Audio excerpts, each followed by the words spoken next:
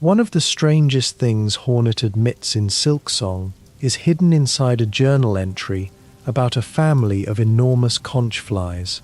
She watches the creatures living together and remembers that she once sought a similar union, but none of her mates could match her lifespan. The line is brief enough to miss. It tells us that Hornet had a private life beyond the ruins of Hallownest, that she tried to find companionship, and that being born from a pale worm and a weaver queen may have left her aging at a pace ordinary bugs cannot share. Before Pharloom gives her another kingdom to save, the game quietly reveals how long she may already have been alone. That is a gentle place to begin tonight, with the person behind the white mask, rather than the difficulty surrounding her. We will follow 200 details through the history of SIlksong, Hornet's past, the old peoples of Pharloom, the tools in her pouch, the creatures under its bells, and the endings hidden beyond the Citadel. This path reaches the deepest events of all three acts, so every major secret lies ahead. If these quiet journeys have become part of your evenings, you can leave a soft like and subscribe before settling in. Then let the room grow still, and picture one red cloak falling through a dark cavern while a broken cage turns slowly above. SIlksong began with a promise made long before Pharloom had a name. During the 2014 Kickstarter campaign for Hollow Knight, Team Cherry offered a stretch goal that would make Hornet a second playable character. The idea sounded manageable because she could inhabit the world already being built. Hornet was taller and faster than the Knight, however, and her body did not fit Hallownest's passages, ledges, or combat spaces in quite the same way. A character who moved differently kept asking for rooms designed around her. That practical problem eventually helped turn an additional campaign into a separate game. The first pieces of Hornet's adventure came together shortly after Hollow Knight launched for PC on February 24, 2017. Team Cherry later explained that the journey was intended to take place in a new land almost from the start. Once the new kingdom began growing, the old plan of treating it as downloadable content stopped making sense. Pharloom needed its own creatures, towns, systems, history, and visual identity. The work expanded until SIlksong became Team Cherry's second full game, while the original Kickstarter promise survived in a much larger form than anyone had purchased. Keeping that transformation secret took almost 2 years. Team Cherry revealed Hollow Knight SIlksong on February 14, 2019, a Valentine's Day announcement built around thread, needles, and a heroine whose most famous color is red. The studio said Hornet's adventure had already been growing for well over a year. The reveal established the central reversal immediately. Hollow Knight sent a small wanderer downward into a buried kingdom. SIlksong would send a captured princess upward through an unfamiliar one. The earliest public description already contained ideas that remained at the center of the finished game. Hornet would be taken to a kingdom haunted by silk and song. She would climb toward a shining citadel, craft tools, grant wishes, face strange hunters, and uncover secrets connected to her nature. Team Cherry initially advertised more than 150 new enemies. By release, the official number had grown past 200. The expansion was not simply geographical. Every year of development seemed to place more life between the bottom of Pharloom and its crown. An E3 demo in June 2019 let people explore Moss Grotto and Deep Docks. Those areas made a useful pair. Moss Grotto was damp, green, and organic, while Deep Docks groaned above a lake of fire. Together they showed how rapidly the journey could change temperature and texture. The demo also ended with Lace, a fencer who moved quickly enough to feel like a reflection of Hornet rather than another large obstacle. Much of that early material survived, although years of additional work changed the roots and meanings around it. The game disappeared from public view for long stretches after that demo. It returned during the Xbox and Bethesda showcase in June 2022, where Microsoft announced that it would join Xbox Game Pass on its first day. Every game in that showcase was said to be targeting the following 12 months. SIlksong did not make that window. In May 2023, Team Cherry's Matthew Griffin explained that development was continuing because the game had become quite large and the studio wanted enough time to finish it properly. Silence turned the release date into a running mystery. Daily SIlksong News began reporting in January 2021 and continued through more than 1,600 uploads, most of which calmly announced that there was no news. The joke endured because the underlying interest never faded. SIlksong reached the top of Steam's wishlist charts and had more than 5 million wishlists by August 2025. Very few unreleased independent games had ever accumulated that kind of patient attention. The final approach happened quickly. SIlksong appeared in the Nintendo Switch 2 presentation in April 2025 with a promise that it would arrive that year. Fresh footage followed during the Xbox showcase. On August 21st, Team Cherry finally named September 4th, 2025 as the release date. After 6 years of public waiting, only 2 weeks remained between certainty and launch. The long fog did not clear gradually. It opened all at once. SIlksong released simultaneously across Windows, macOS, Linux, both generations of Nintendo Switch, PlayStation 4 and 5, Xbox One, and Xbox Series consoles. It also entered Game Pass that day. There had been no pre-order period, so a vast number of people tried to purchase or download it at the same moment.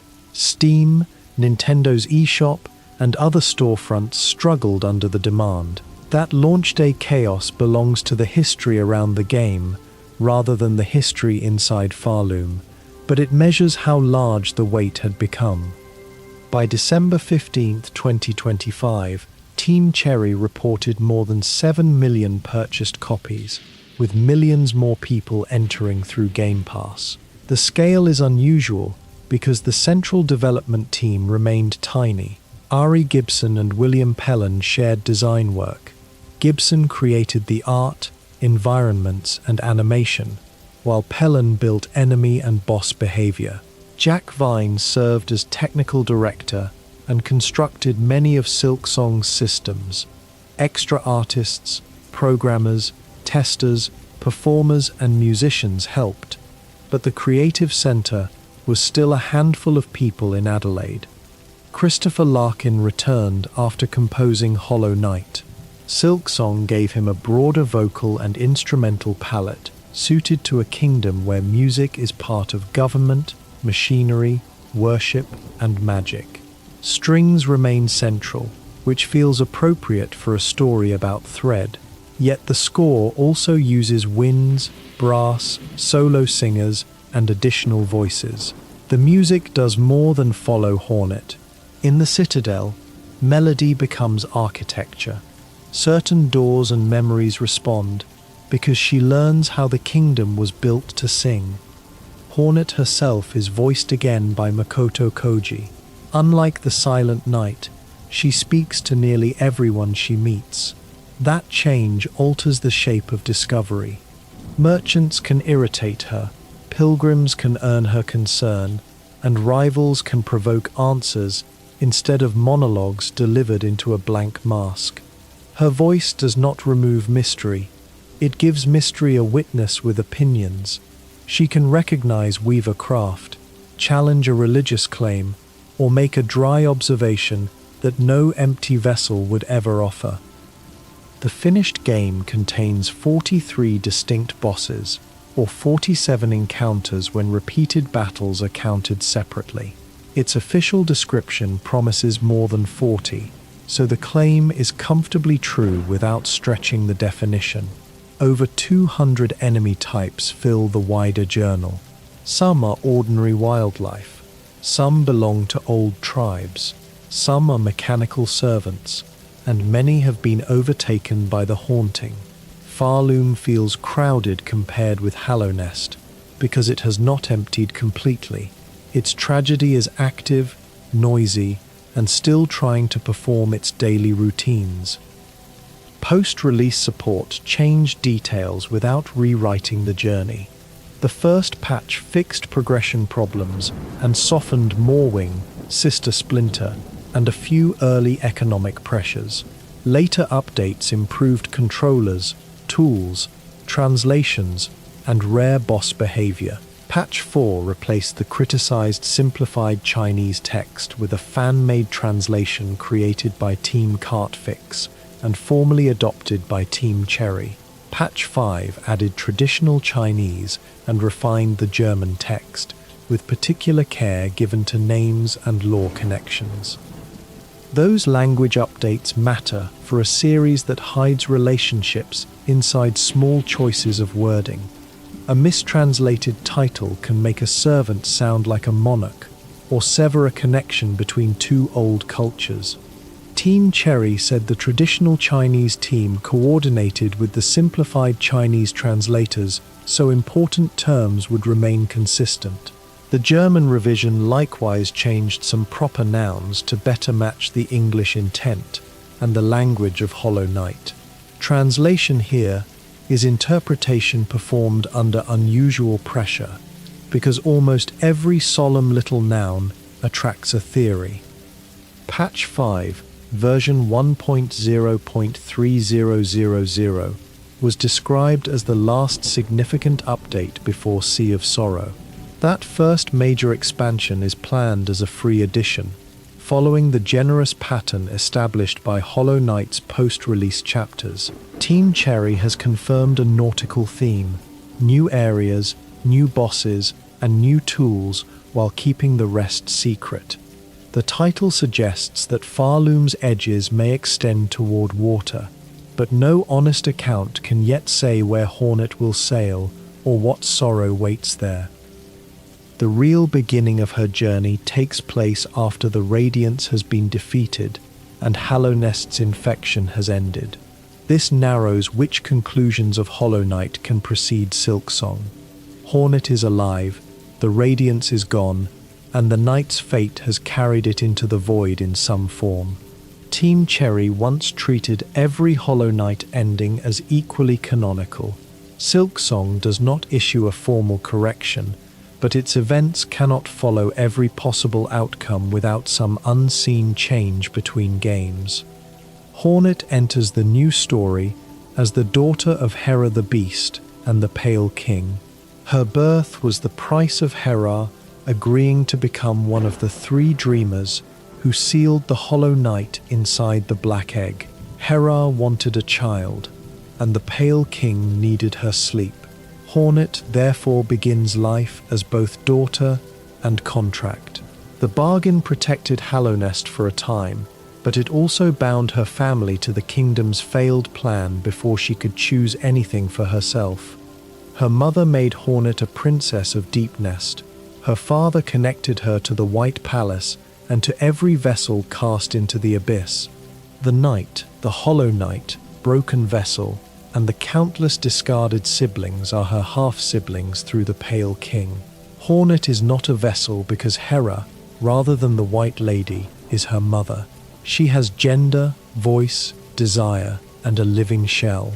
Those differences allowed her to understand Hallownest's catastrophe without being built as its empty container. The White Lady helped raise her in the White Palace. Their relationship is complicated by the bargain that produced Hornet, and by the White Lady's part in the creation of the vessels.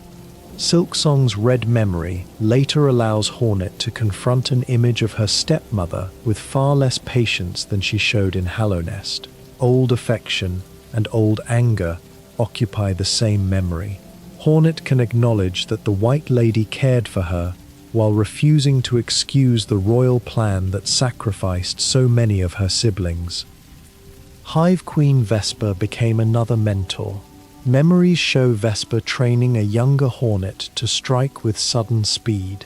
The Queen understood that others would fear Hornet's nature or try to claim it, a warning that predicts the events of SIlksong with uncomfortable accuracy. Hornet's sharp movement is therefore not only a convenient new control scheme, it is a survival method taught by someone who expected powerful bugs to hunt the Pale King's daughter. Her needle and thread predate the journey to Pharloom. The needle can slash, block, bounce from enemies and hazards, become a grappling hook, and anchor several silken arts. Hornet's weapon is both blade and instrument. Once she gains the needle in, she strings silk along the needle and plays old melodies on it. The same object can wound a boss, pull her across a gap, open a memory, and produce music. Very few weapons reveal so much about the person carrying them. The red cloak is older than it looks. Its item description calls it expertly woven but visibly aged, which means Hornet arrives wearing something made with care and kept through long service. Her extracted sprites use the same red as they did in Hallownest, though SIlksong's lighting usually makes the cloth appear deeper and more saturated. Later cloak upgrades preserve the recognizable silhouette, while adding flexible spines and, eventually, the soft down of a Faefawn. Hornet is captured by veiled choirbugs and confined inside a rune-covered cage. Their command names her as the last of a weaver line and orders them to claim her for the Citadel. She is not taken because she once guarded Hallownest or because the captors know her political title. They want the silk made inside her shell. Her mixed blood leaves her carrying exactly the power Grandmother Silk needs. The cage never reaches its intended destination. A silk fly lands on the rune and breaks its control, giving Hornet enough freedom to rupture the prison. The damaged cage falls into Pharloom, and she drops through darkness toward Moss Grotto. This tiny creature changes the entire story without receiving a speech or reward. If the fly had passed elsewhere, Hornet might have awakened before Grandmother Silk already bound. Her first objective is simple because she knows almost nothing about the kingdom. The Citadel shines above every road, and the bugs who carried her came from its direction, so she begins climbing toward it. This is the opposite of the knight's descent into Hallownest. Height becomes a promise of explanation. Each region crossed seems to bring Hornet closer to whoever ordered her capture, although the highest point will eventually reveal a path much farther down. Hornet starts with 5 masks of health. 4 mask shards complete another mask, strengthening her shell in the familiar Hallownest pattern. The healing system is completely different. Bind consumes a full section of her silk spool and restores 3 masks in a single rapid action. With the multi-binder tool, that rises to 4. She cannot heal 1 mask cheaply and save the remaining energy. Binding asks for a full commitment. Silk returns when the needle strikes an enemy. Each successful hit adds a strand, tying survival directly to aggression. 2 spool fragments complete an upgrade and increase the amount Hornet can hold. The system creates a distinct rhythm: approach danger, earn thread through contact, then choose whether that thread should repair the body, power a traversal art, or become an attack. Healing and movement draw from the same small reserve. Death leaves a cocoon at the place where Hornet fell. It contains her lost rosaries, and her unlocked spool upgrades remain disabled until she returns to break it. The cocoon differs from the Knight's Shade because it is made from Hornet's own silk rather than void. She does not have to fight a hostile version of herself. The danger comes from reaching the place safely and cutting open what her body left behind. Steel Soul Mode removes that recovery entirely. If Hornet dies there, the save ends permanently. SIlksong also gives this mode some exclusive content, rather than treating it only as a rule change. Certain encounters and details acknowledge the harsher path. A duel against Chakra is an exception, because defeat merely leaves Hornet unconscious beside the challenge ring. Chakra wants to test a fellow warrior, not erase her from the world. Rosaries replace Geo as the ordinary currency. Loose beads scatter from enemies, while tied strings preserve a fixed amount in a safer form. Their religious design fits a land where devotion has become commerce. Pilgrims carry prayer beads toward the Citadel. Merchants count the same objects at their stalls. Faith can be worn, spent, lost beside a cocoon, or fired from a machine once Hornet finds the wonderfully excessive rosary cannon. Shell shards form the second economy. They refill traps and throwing tools at benches, turning broken shell into practical ammunition. This separates exploration money from combat supplies.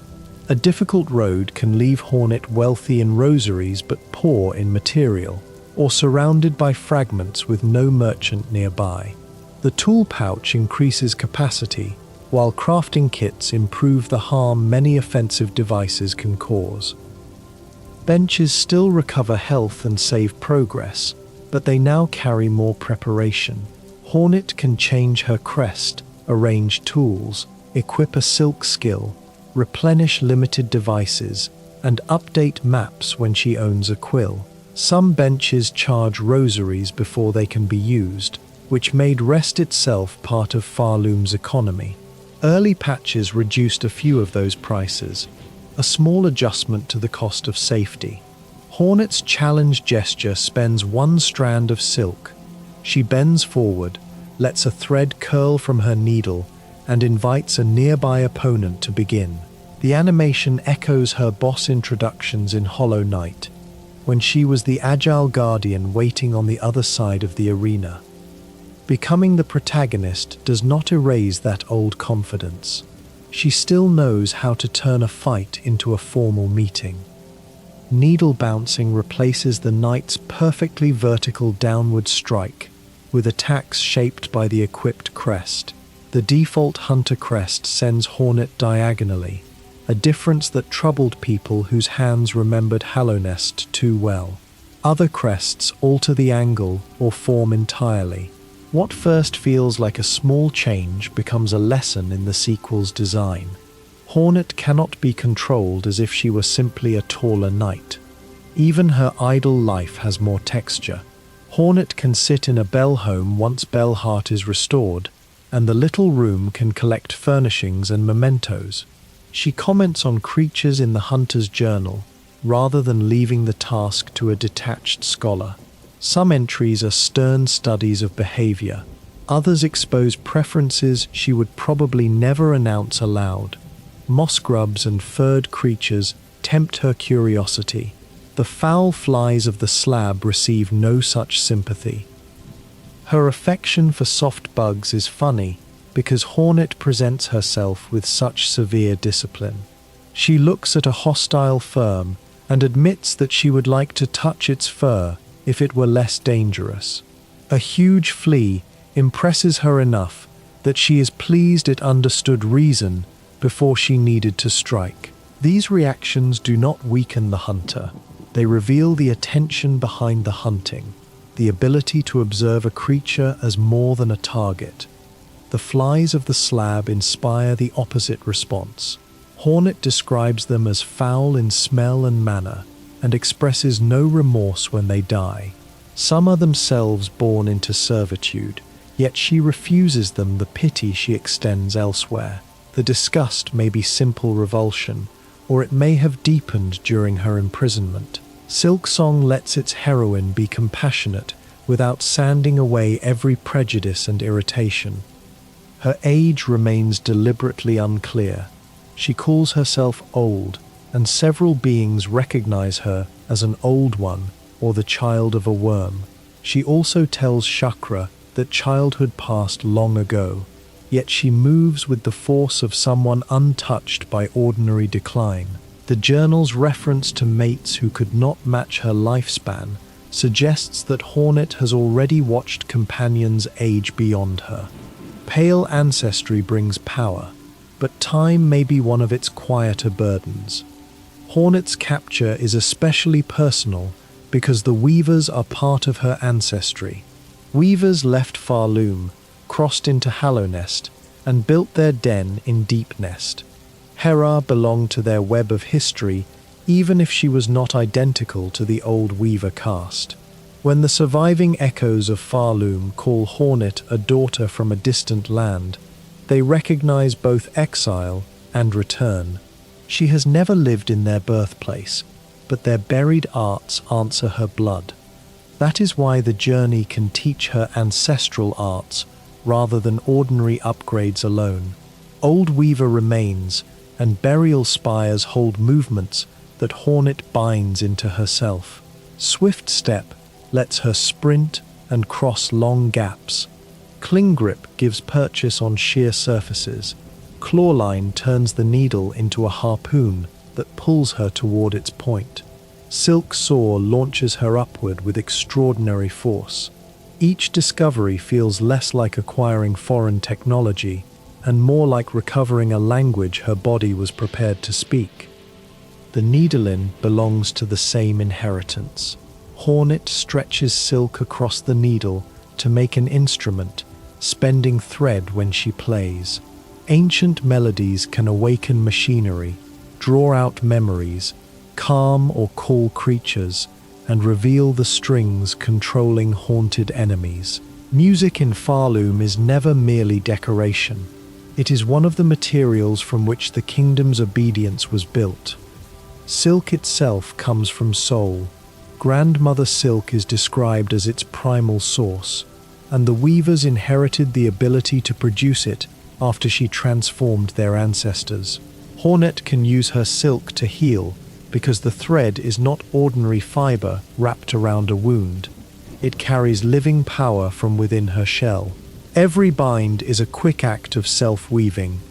The title SIlksong joins the kingdom's two governing forces.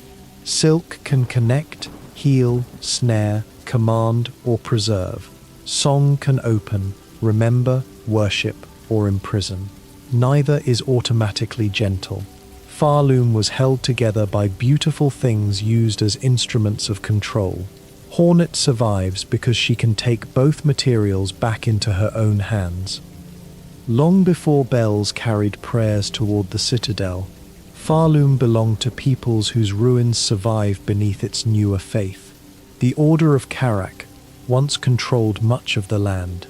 The Verdanians raised their own settlements, while the Scar held to a harder culture of hunting and combat. Their remains do not describe one united ancient kingdom. They reveal a region that was already old, divided, and full of competing ways of life, before Grandmother Silk remade its future. The beings who became the Weavers were originally Pharlids. Grandmother Silk transformed them, gave them the gift of thread, and told them they were her divine daughters. The deception worked because the gift was real. They could spin silk, preserve memory, shape architecture, and create forms of life that seemed miraculous. What they were not told was that their supposed mother had first altered them to suit her purpose. In time, the Weavers discovered the lie. Their answer was not a simple war of blades. They used the language Grandmother Silk had given them, weaving a song powerful enough to lull her into sleep. Around the sleeping higher being, they raised the Citadel. Its towers became a church to the creature below, and a cage designed to keep her contained. The most sacred place in Pharloom was therefore founded on rebellion, fear, and a secret that could never safely be forgotten. Maintaining that sleep required more than walls. The Citadel cultivated prayer as a practical force. Bells, hymns, rituals, and the labor of pilgrims all helped sustain the order built above Grandmother Silk. Generations later, many citizens no longer understood the original reason for their worship. They inherited movements whose purpose had faded into tradition. A bell was rung because bells had always been rung. A burden was carried because suffering had been named holy. Silk became the wealth and lifeblood of this system. It moved through the Citadel's mechanisms, medical chambers, archives, and sacred machinery. In the White Word, it was used in attempts to prolong life, binding wounded or failing bodies into something that could continue beyond its natural limit. Such treatment sounds merciful until one sees what preservation costs. Pharloom repeatedly confuses keeping something alive with allowing it to live. The Citadel's needs also damaged the world beneath it. Waste and runoff gathered in bile water, turning an older region into a poisoned depth filled with refuse and creatures adapted to filth. The shining city above was not separate from that ruin. One produced the other. Pharloom's vertical design makes class and consequence physical. Purity occupies the heights, while everything the powerful wish to forget sinks below their feet. Pilgrims arrived from distant lands because Pharloom called to them. The kingdom promised ascent, revelation, and a sacred destination beyond hardship. Yet newcomers were stripped of weapons or discouraged from carrying them, then made to cross hostile country under the belief that toil cleansed the spirit. Some reached the Citadel, others settled wherever exhaustion overtook them. Whole communities formed from people who had stopped on the road to paradise. This history gives the kingdom's title Pharloom an uneasy resonance. The land is sometimes remembered through the phrase Pharloom's folly, a name that can describe both its impossible grandeur and the pride buried beneath it. A society built to contain one powerful being gradually turned containment into civilization. Its people learned to call the cage a holy city, and the labor needed to maintain it became the meaning of their lives. When Grandmother Silk begins to wake, her influence travels outward through invisible threads. The haunting catches bugs in a trance and turns their movements toward a shared will. Haunted enemies are not merely angry or diseased. They are being pulled, as if the kingdom itself has become a puppet theater whose strings disappear into the heights. Playing the needle in can make those threads visible for a moment, exposing control that was already present but difficult to see. Hornet enters this history at the kingdom's lowest edge. Her captors bring her across the blasted steppes, a monumental approach cut through a wasteland of ash and wind. The road was designed to impress pilgrims before they ever saw the sacred city. Giant figures and weathered stone suggest that arrival itself once carried ceremony. By the time Hornet passes through, the old pageantry has become a hazardous ruin. The cage does not survive the journey intact. A small creature called a silk fly breaks the binding rune, giving Hornet the opening she needs. That tiny intervention establishes an important pattern. Her progress will depend on creatures and communities the Citadel barely notices. Power descends from the summit in grand commands, while help often rises from overlooked lives near the ground. Hornet falls into Moss Grotto, a damp region beyond the Citadel's ordinary influence. Moss has softened the old stone, and native life moves according to rhythms that do not answer the bells above. Even the haunting has difficulty reaching into this pocket of green. The opening therefore gives Hornet a brief look at Pharloom without its central power pressing on every mind. The Moss Mother waits among the greenery as the first major test. Her name suggests age and nurture, yet she attacks from within a nest that has become dangerous to enter. The fight teaches Hornet to watch the air as well as the ground, and to treat the smaller creatures around a larger enemy as part of its pattern. SIlksong begins its succession of bosses not with a knight or ruler, but with a mother defending a damp corner of the world. From the grotto, Hornet reaches Bone Bottom. The settlement lies at the foot of the kingdom, where pilgrims, workers, and survivors have gathered among immense remains. Its name is literal. Great bones form part of the landscape, suggesting lives so large that present-day buildings can shelter beneath what they left behind. Pharloom's people live inside evidence that earlier ages exceeded their own. Bone Bottom also introduces the Wish Wall. Requests are fixed there by bugs who need something found, hunted, repaired, remembered, or delivered. Hornet does not begin as a charitable wanderer. She is trying to understand her abduction and reach the Citadel. Yet accepting these wishes slowly entangles her in the lives of strangers. The kingdom stops being a problem to solve and becomes a place whose people know her footsteps. The settlement is fragile enough to change with the journey. Lost fleas can eventually gather there. Travelers arrive, services grow, and the lowest refuge in Pharloom becomes less lonely because Hornet keeps returning. Progress is not shown only by opened gates.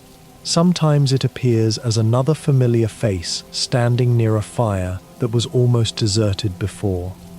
Above Bone Bottom stretches the Marrow, a dry network of tunnels built through the shells and bones of ancient creatures. Its architecture feels improvised because much of it is. Bridges, cages, work platforms, and narrow routes occupy the remains of a world whose original shape no one fully remembers. The region's workers have learned to treat fossils as walls and ribs as foundations. The Marrow also reveals how thoroughly labor has been folded into faith. Bugs chip, carry, sort, and repair beneath the distant authority of the Citadel. They are not all prisoners in the simple sense, yet few seem free to imagine another order. The kingdom does not need a guard beside every worker, when belief has already taught them that hardship is the road upward. Among these passages sleeps the Bell Beast. This enormous creature was restrained and fitted into Pharloom's transportation system, made to carry travelers through the bellways beneath the land. Hornet first encounters it as a threat and later frees it. Once their struggle is over, the beast becomes an ally. A creature built into the machinery of captivity regains enough will to choose movement on different terms. The bellways turn distant benches into connected stations. Calling the Bell Beast allows Hornet to travel rapidly between regions she has already reached. The idea resembles Hallownest stagways, but the mood is different. Old stags carried passengers through tunnels built for their kind. The Bell Beast appears to have been forced into service, so every convenient journey rests on a relationship that began with restraint and was changed by trust. Bells have several lives in Pharloom. Small bells mark doors, roads, rituals, settlements, and mechanisms. Some are homes for creatures whose bodies fit the curved metal. Others carry commands. The sound can welcome, warn, celebrate, or control, depending on who rings it and why. By the end of the journey, a single chime can feel less like background music than a sentence spoken by the kingdom.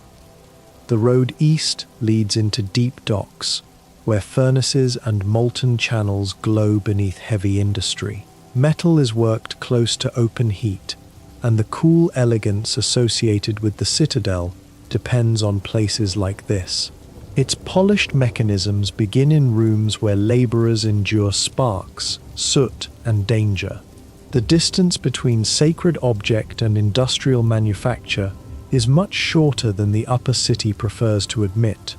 The Forge Daughter lives within that heat. She understands tools not as abstract relics, but as objects made, sharpened, repaired, and altered by hand. Through her work, Hornet can improve parts of her equipment and gain access to possibilities hidden inside common materials. Their exchanges make craft feel personal. A sharper instrument carries the memory of the person who stood beside the furnace to shape it.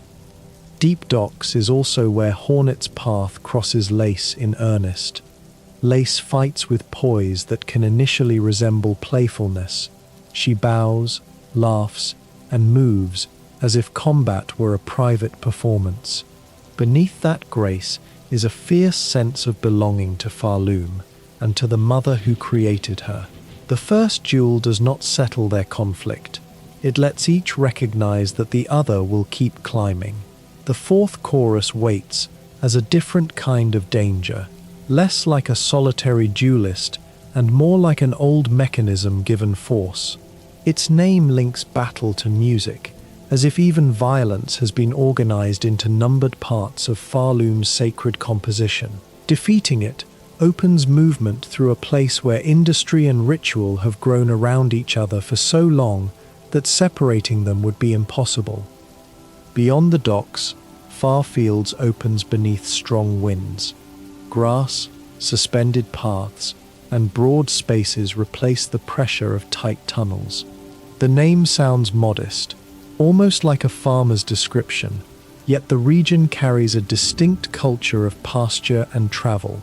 Creatures here have learned to bend, glide, or anchor themselves against currents that would throw an unprepared traveler away. Hornet's cloak gains new importance in these winds.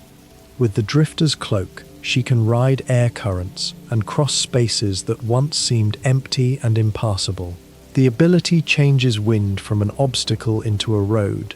SIlksong often builds progress this way. The world does not become less dangerous. Hornet learns to understand a force well enough to move with it. Far Fields is also associated with Faeforn, a name preserved in local memory and ritual. The area's quieter traditions sit far below the Citadel's dominant faith, proof that Pharloom never became culturally uniform. Bells may ring throughout the kingdom, but every region hears them through older customs that survived beneath the official song. Hunter's March interrupts that openness with a territory shaped by the scar. They are not mindless beasts waiting along the road. They belong to a martial culture with its own hierarchy, pride, and relationship to prey. Their settlement makes Hornet the intruder. Advancing requires her to read a society that measures worth through hunting, while never forgetting that she may be the creature currently being measured. The scar's presence complicates the idea that every danger in Pharloom comes from the Citadel. Some conflicts are older and more local. The land contained rivalries before Grandmother Silk stirred, and not every blade can be traced to her haunting. A complete picture of Pharloom has room for political domination, animal instinct, territorial defense, and simple personal hostility without flattening them into one cause. The great open cavern of Greymoor carries another history. It feels weathered even where it lies beneath the earth, with ruined structures, old roads, and settlements scattered across an expanse large enough to suggest an outdoor moor. The region gives scale to the kingdom's middle distance. Hornet can leave one cluster of lives behind and travel long enough for their lights to disappear before another shelter appears. Greymoor's craws have fashioned their own strange court. Their behavior imitates ceremony and authority, turning scraps of larger civilizations into pageantry. The result is humorous until their imitation becomes violent. Hollow Knight has always understood that ruins are not empty. New inhabitants use the shapes left by older powers, often without sharing the meaning those shapes once carried. The halfway home offers travelers a pause in this broad country. Its name is comforting and sad at once. A place called halfway assumes the journey will continue, so rest is temporary by definition. Pilgrims can gather, exchange news, and sleep beneath a roof, but the promise of the Citadel still waits beyond the door. Garmund and his small companion Zaza bring warmth to these roads. Garmund presents himself as the brave warrior, while Zaza often supplies the sharper judgment. Their partnership overturns appearances without mocking either of them. Courage and thought travel together in two bodies, and Hornet's repeated encounters with them make the vast kingdom feel threaded by familiar company. The road eventually turns toward Belheart, a settlement almost smothered by silk. Its citizens are trapped within a curse connected to the widow, and the town's stillness feels different from ordinary abandonment. Homes remain, bells remain, and lives remain, but movement has been taken from them. Hornet's arrival gives the imprisoned town a chance to breathe again. The battle with the widow makes silk itself feel predatory. Thread lashes across the arena, transforming the material Hornet uses for healing into a means of confinement. Once the curse is broken, Belheart revives. Shops open, conversations return, and daily life expands into spaces that had been silent. The reward is not simply access to another route, it is the sound of a community recovering its ordinary noise. Belheart can become Hornet's home. Her bell home is a rare private space in a journey dominated by borrowed benches and public shelters. It can be furnished and revisited, allowing collected objects to settle somewhere rather than remaining endlessly carried. Hornet never becomes domestic in a conventional way, but the room proves that even a relentless traveler can leave traces of herself behind. Shellwood rises beyond the town in a dense tangle of vegetation, pollen, and old shell. Its life grows around the remains of death so completely that the two are difficult to separate. Roots split hard surfaces, blossoms occupy empty bodies, and the air itself carries material released by plants. Here the kingdom's history is not stored in archives. It is being broken down and fed back into living growth. Sister Splinter embodies the region's sharpness. Her battle uses the vertical space of a place filled with branches and narrow purchase. She belongs to Shellwood rather than merely occupying an arena inside it. That connection between creature and habitat makes the victory feel like passage through an ecosystem, not the clearing of an unrelated obstacle. The ascent can bend toward Mount Fay, where cold replaces pollen and heat. Snow and ice gather in a kingdom better known for caves, proving that Pharloom's vertical reach creates its own climates. Hornet cannot simply endure the mountain through determination. She needs protection and movement suited to the conditions, including the fade-down cloak that allows her to survive the bitter air. Cold changes the pace of attention. Warmth becomes a resource. Exposed roots feel longer, and safe spaces gain value because the mountain can punish stillness. The climb towards sacred heights does not become more comfortable as Hornet approaches the Citadel. Pharloom's promise of ascent is physically exhausting, even for someone born with unusual strength. Sinner's Road offers a harsher route. The name reflects a system that marks certain bugs by guilt and makes geography part of punishment. Cages, hostile passages, and the movement of condemned lives reveal how the Citadel handles those who fall outside approved devotion. Pilgrimage and imprisonment use some of the same roads. The difference often lies in who chose the journey. Below and around those routes spreads bile water. Poison, waste, scavengers, and discarded matter gather in an environment created partly by the civilization above it.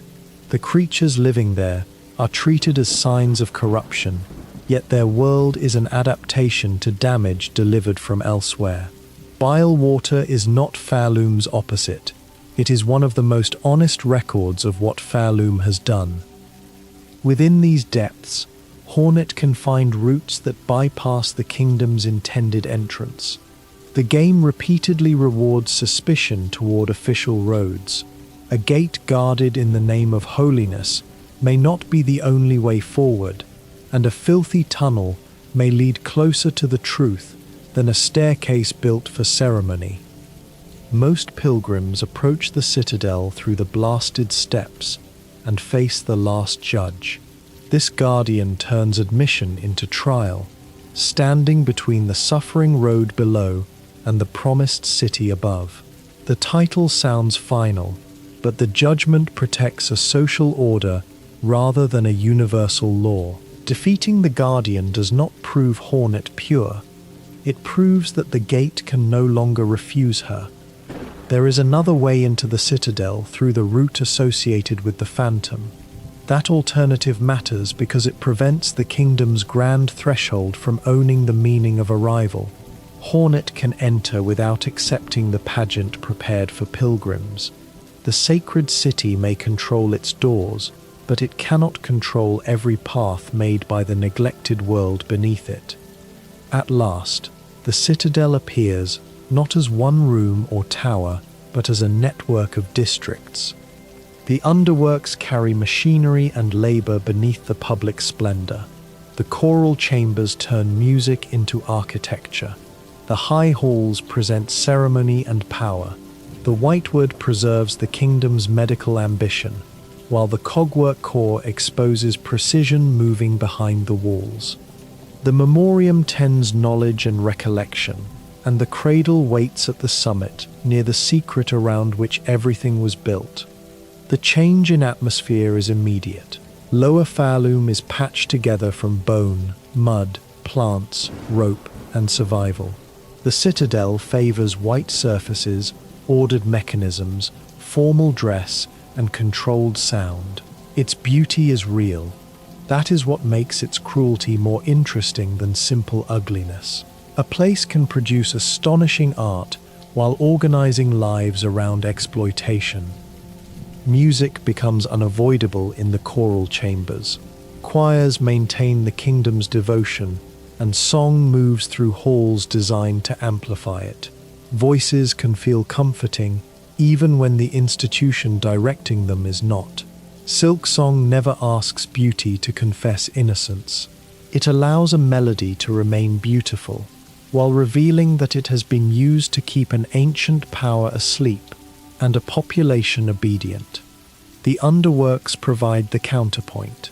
Pipes, gears, workshops, and hidden labor occupy the space beneath ceremonial life. Mechanisms that appear effortless in the upper halls must be built and maintained somewhere. By showing those systems, Pharloom turns elegance into a question: who carried the parts, who fed the furnace, and who was never invited to stand beneath the finished bell? In the cogwork core, machinery reaches a kind of artificial life. Constructs patrol, dance, and defend according to patterns laid into them. Their movements can be exact enough to appear graceful, yet they possess little freedom to step outside the design. They mirror the kingdom around them, where citizens have also been trained into roles that feel natural because the pattern began before they were born.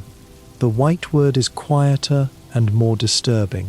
Healing should promise relief, but its chambers preserve signs of treatment pursued beyond mercy. Silk can stitch, extend, restrain, and alter. The difference between patient and experiment becomes difficult to locate when an institution believes continued function justifies every intervention. Knowledge rests in the memoriam, though memory in Pharloom is never a neutral collection of facts. The weavers stored experience in thread. The Citadel shaped public history through ritual. Grandmother Silk reaches minds through song and desire. To remember something here is to risk being changed by it, while forgetting may leave an old command free to operate without a name. Near the summit, the high halls make authority visible. Space opens, surfaces become polished, and the kingdom's hierarchy seems confirmed by architecture. Yet Hornet has climbed through every neglected support beneath those halls. She knows their calm depends on furnaces, flooded depths, exhausted pilgrims, captured creatures, and a sleeping mother. Height gives the rulers a wider view, but it can also hide the foundation from them. The cradle stands closest to the origin of the Citadel's order. Its name evokes infancy and protection, yet what it cradles is ancient. Lace guards this upper world with a devotion tied to her own creation. Hornet arrives carrying the history of another kingdom, while Lace embodies the child Pharloom made for itself. Their rivalry has been climbing toward a meeting between two different inheritances. No one understands a kingdom this large all at once. Hornet begins with the world as a collection of immediate surfaces, the ledge beneath her feet, the tunnel ahead, the sound coming through a wall. A map turns those impressions into memory.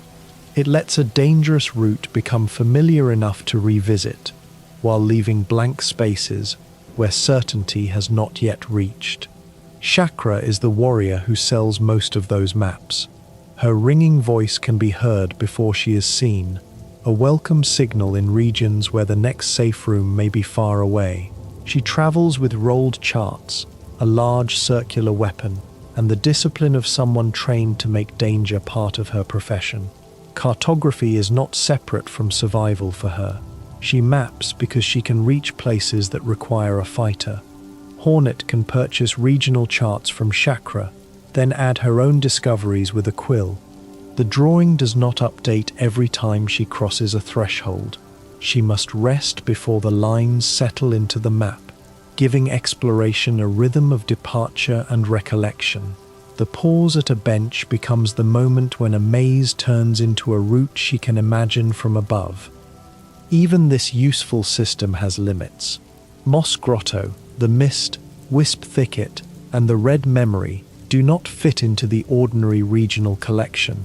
Some lie outside established knowledge. One belongs more to recollection than physical country.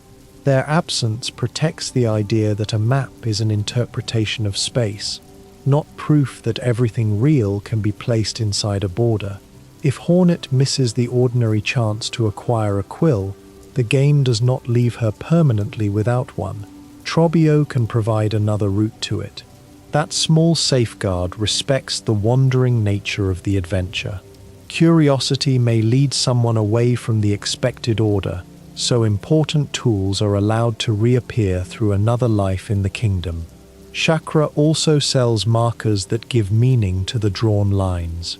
Benches, vendors, and other landmarks can be recorded, so the map becomes more than the outline of caves.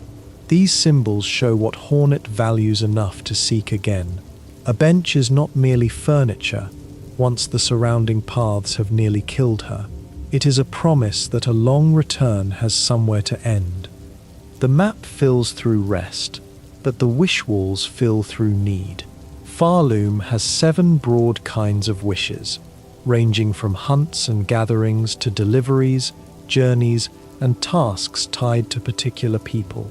Their variety keeps kindness from becoming one repeated action. One citizen may need a dangerous creature removed. Another needs an object carried intact through country they cannot cross. Many wishes begin with ordinary materials: berries, shells, food, medicine, or lost belongings do not sound equal to the fate of the Citadel, yet they matter to the bugs asking for them. This difference in scale changes Hornet's place in the story. She can pursue the mystery of Grandmother Silk, while still noticing that someone in a low settlement has gone hungry. Hunting wishes turn the journal into practical knowledge. A creature's movement, habitat, and defenses stop being entries collected for their own sake and become clues to a local problem. Gathering wishes do something similar for plants and minerals. The kingdom's ecology is learned through the needs it creates, not through a lecture detached from the road. Delivery wishes impose a different kind of pressure. The object may be delicate, perishable, or awkward to carry, so a familiar route changes under a new responsibility. A corridor once crossed with carefree speed now asks for restraint. Hornet's mastery is measured not only by whether she survives, but by whether she can protect something that cannot protect itself. The fleas provide one of the gentlest long pursuits. These small travelers have been scattered across Pharloom, hiding in cages, caves, and difficult corners. Finding them gradually rebuilds the flea caravan. Their rescue turns exploration into reunion, and the caravan's growing noise marks progress without requiring another monument or defeated ruler. Mushka leads that traveling community with a warmth distinct from Pharloom's severe institutions. As more fleas return, the caravan can establish Fleetopia, a place whose grandeur is knowingly small. It is a paradise measured in safety, company, and the freedom to move on together. In a kingdom obsessed with reaching the summit, the fleas build happiness close to the road. Some wishes alter more than a single conversation. They open spaces, bring characters together, or create the conditions needed for later discoveries. Completing enough of them becomes part of unlocking Silk and Soul, the path into the kingdom's deepest conclusion. The final mystery cannot be reached by climbing alone. Hornet must have spent time answering voices far below the throne. Her fighting style is shaped by crests. A crest changes the way Hornet holds her needle, the angle of her strikes, the behavior of her bind, and the arrangement of tools she can carry. Choosing one is closer to adopting a discipline than equipping a passive charm. Her whole posture can change before the next blow is made. The Hunter Crest begins as the familiar foundation. Its attacks suit the quick, direct movements Hornet brings into Pharloom. As it evolves, its focus becomes clearer, rewarding a style built around pursuit and controlled aggression. The crest feels personal because it grows near the habits already established by her hands. The Reaper Crest gives attacks a wider, heavier sweep and helps Hornet draw more silk from enemies. It turns combat toward harvesting momentum. Reaching the next bind becomes part of the attack pattern, so offense and recovery are connected. The name Reaper fits both the arc of the needle and the way living force is gathered from a fight. The Wanderer Crest shortens the reach of Hornet's basic strikes while allowing rapid movement and quick chains. Its compact style asks her to stay close to danger. A shorter needle path may sound like a disadvantage, but speed changes what distance means. The safest place can sometimes be inside an enemy's wider swing. With the Beast Crest, bind no longer feels like a quiet pause. Hornet enters a furious state that can recover health by tearing life from nearby foes. The crest replaces careful healing with risk, asking her to survive through continued attack. It recalls the feral side of her upbringing, the part shaped beneath the cultivated manners of Hallownest. The Witch Crest bends silk toward roots, growth, and leeching life. Its style feels as though the kingdom's plant matter has entered Hornet's technique. Recovery spreads through contact rather than arriving as a simple restoration. What she learned as weaver thread takes on the character of another old practice. The Architect Crest treats tools as the center of preparation. Crafting becomes faster and more flexible, while the needle can function with the directness of a drill. This discipline suits someone who would rather build an answer before a fight than rely only on reflex once it begins. It draws the workshop into the arena. The Shaman Crest strengthens silk skills and turns Hornet toward more deliberate use of inner power. Her thread becomes less a reserve held for emergency healing and more a weapon with several shapes. The crest suits the old snail shamans of Pharloom, whose understanding of soul does not depend on weaver ancestry. The Cursed Crest is not simply another comfortable option. It places a burden on Hornet and changes how safety can be reached. Its power is tied to the twisted child ending, where roots and corruption claim the place that ordinary silk would occupy. Wearing it carries story consequences beyond the next battle. There is also the cloakless state, where the usual equipment framework is stripped back. Removing what normally defines Hornet's silhouette changes more than appearance. It reveals how deeply the cloak, crest, and tool arrangement are woven into the way she moves through danger. Absence becomes its own discipline. Memory lockets expand the slots available on crests. Their name suggests that new capacity is created through retained experience rather than a larger belt or bag. The idea suits a kingdom where identity can be stored in thread. Hornet carries more possibilities because something has been remembered well enough to make room. The Vesticrest gives an independent arrangement for certain tools, letting Hornet prepare another practical configuration. Switching crests is therefore not only a matter of choosing stronger attacks. It can rearrange an entire approach to traversal, defense, crafting, and resource use before she leaves a bench. Tools themselves are grouped by red, blue, and yellow functions. Red tools tend toward direct attack, blue ones toward defense or reaction, and yellow ones toward utility and sustained advantage. The colors make preparation readable at a glance, but individual tools often blur the borders. A defensive object may create an opening for aggression, while a simple utility can decide whether a hard route is survivable. Hornet does not carry an endless supply of every device. Many tools consume shell shards when repaired or crafted.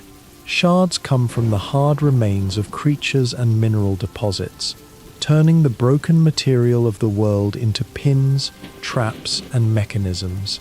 Even advanced equipment begins with fragments gathered from walls and fallen enemies. The straight pin is the clearest expression of that craft. It is small, sharp, and easy to understand, a thrown piece of metal crossing the space before Hornet commits her body. The threefold pin broadens the idea by sending several points at once. Neither needs an elaborate legend to be useful. Their appeal is the old usefulness of a sharp object placed accurately. Tacks change the floor rather than the air. Scattering them allows Hornet to prepare a patch of ground and let an approaching enemy complete the attack against itself. The snare setter develops preparation further by creating a trap that waits. These tools reward noticing where a creature is likely to be, not only reacting after it arrives. The sting shard uses contact at close range, surrounding Hornet with a dangerous edge. It suits cramped fights where throwing a pin would offer little room. Pimpillo takes a more explosive approach, making the timing and safety of placement part of the decision.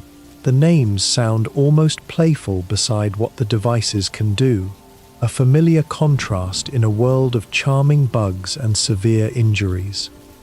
The conch cutter draws on a hard, natural shape rather than polished Citadel engineering. Its spinning path makes an object associated with shelter behave like a blade. Pharloom's tools often refuse a clean division between found organism and manufactured weapon. Shell, tooth, seed, thread, and metal can all enter the same practical language. Silkshot gives Hornet a projectile built from the material inside her. Its behavior changes with the equipped crest, so one tool can express several fighting traditions. That flexibility distinguishes Silkshot from a fixed firearm. The projectile is not separate from Hornet's identity. The crest teaches her silk what shape to take. Delver's drill turns movement into a rotating attack and carries the feeling of industrial work into combat. It belongs naturally to a kingdom of mines, furnaces, and mechanisms. A device made to break through hard material becomes equally capable of breaking through a defended body, narrowing the space between labor tool and weapon. The cogwork wheel borrows the Citadel's mechanical precision, Once released, it continues according to its own motion, allowing Hornet to fight beside something she has set in action. Cogflies go further by creating small mechanical companions that move independently. The lonely hunter can briefly surround herself with crafted assistants. The rosary cannon converts the kingdom's sacred currency into force. Rosaries are normally carried, lost, stored, and exchanged by pilgrims. Firing them makes devotion materially dangerous.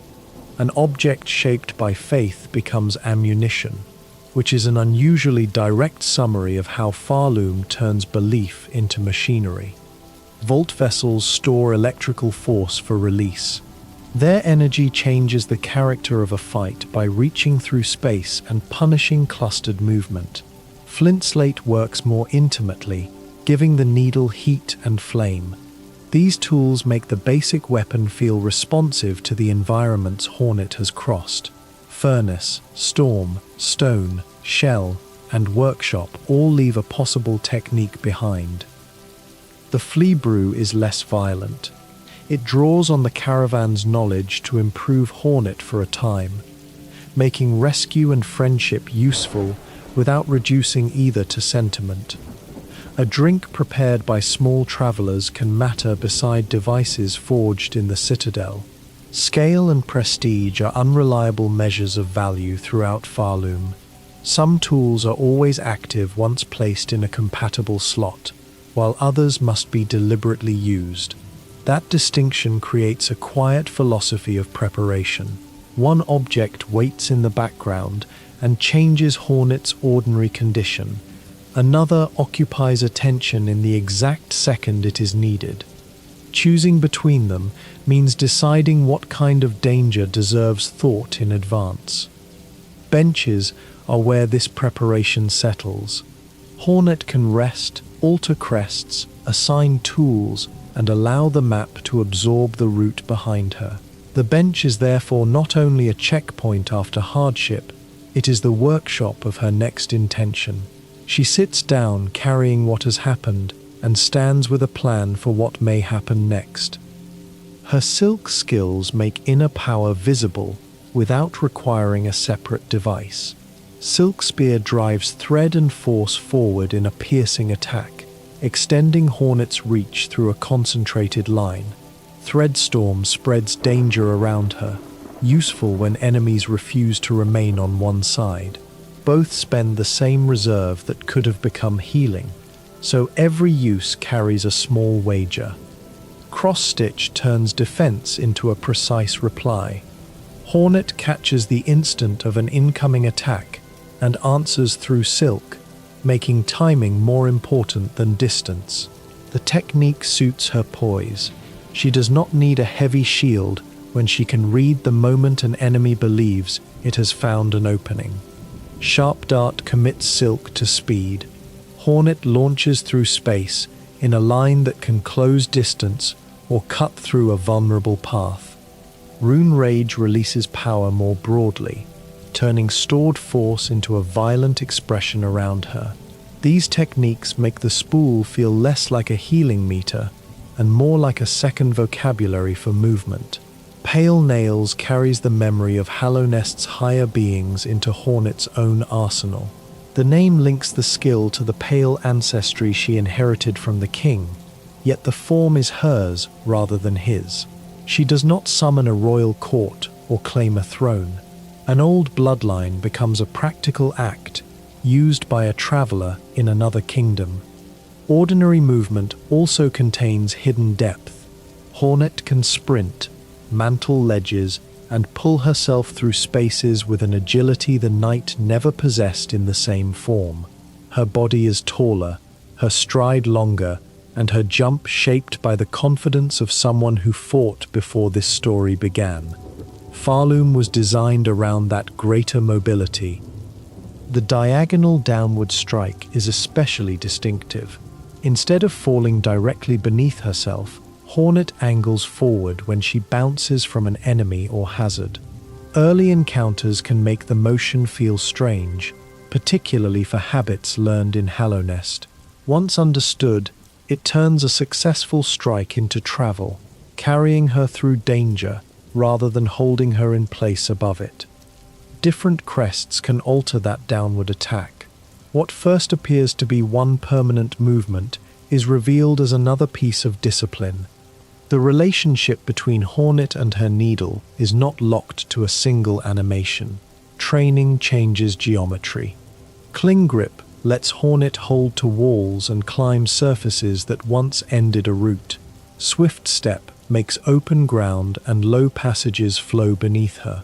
Clawline pulls her toward anchor points with the needle leading the way. Silk Saw turns thread into sudden height. Together, the ancestral arts create a sequence of recovered possibilities, each one making old rooms worth remembering. Because new movement reinterprets earlier spaces, backtracking rarely means walking through an unchanged corridor. A high opening once noticed becomes reachable. A wall once treated as background becomes a path. An anchor point becomes visible as an invitation. The map may show the same outline, but Hornet's understanding of that outline has grown. The needle-in adds another layer to revisiting. Certain melodies can wake mechanisms and call responses from creatures. The beastling call reaches life through sound, while the elegy of the deep carries Hornet toward places associated with memory and the old darkness below kingdoms. Playing the instrument is slower than striking a switch, which gives each response the air of communication rather than command. Music can also expose the haunting's threads. Enemies that seemed individually hostile are revealed as bodies caught in a larger pull. This does not make them harmless, but it changes what the battle means. Hornet may still need to cut through them, yet she can recognize that the will attacking her is not always the will inside the shell. Mask shards and spool fragments follow familiar principles from Hallownest while fitting Hornet's body. Enough mask shards increase the amount of damage she can survive. Spool fragments expand the silk she can hold. One strengthens the shell around her life, the other deepens access to the living thread within it. The plasmium gland offers a stranger kind of protection. Plasmium can create temporary vitality beyond Hornet's ordinary masks, allowing preparation to extend survival before a dangerous encounter. It belongs to the odd biology of Pharloom rather than its polished craft. Survival comes from learning what an unfamiliar substance can safely do. The Everbloom is more than another upgrade. It is tied to the red memory and to the deepest route through Act 3. Its life persists against ruin, carrying possibility into a kingdom being consumed by void. Where Grandmother Silk tries to preserve through control, the Everbloom represents endurance that can be offered rather than imposed. Rosaries remain the ordinary currency of the road.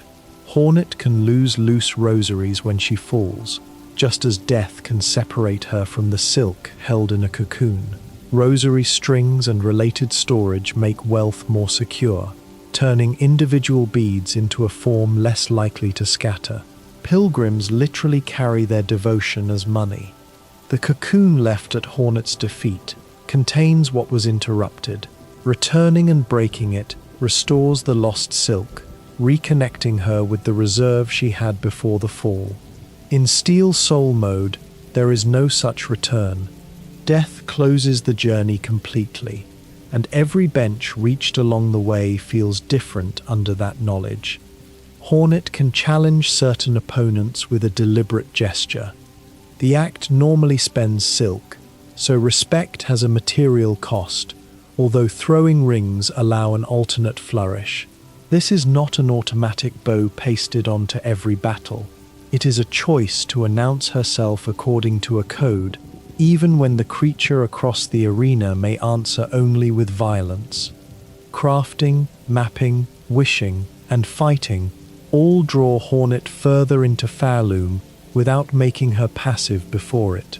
She learns the local materials, accepts help, answers requests, and wears the disciplines preserved by its people. At the same time, She keeps adapting everything to her own movement.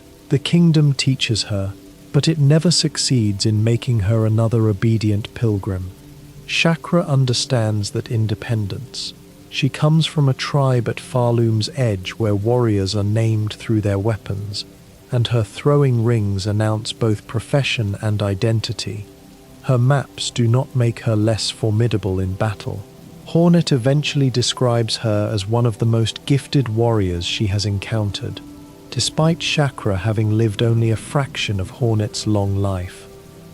The purpose behind Chakra's wandering is personal. She is searching for the master who taught her, following a trail that becomes less hopeful as it descends toward Bilewater. The wish called Trail's End resolves that search without turning grief into a grand public spectacle. A cartographer who helped Hornet find her way must finally face the place where her own path was leading.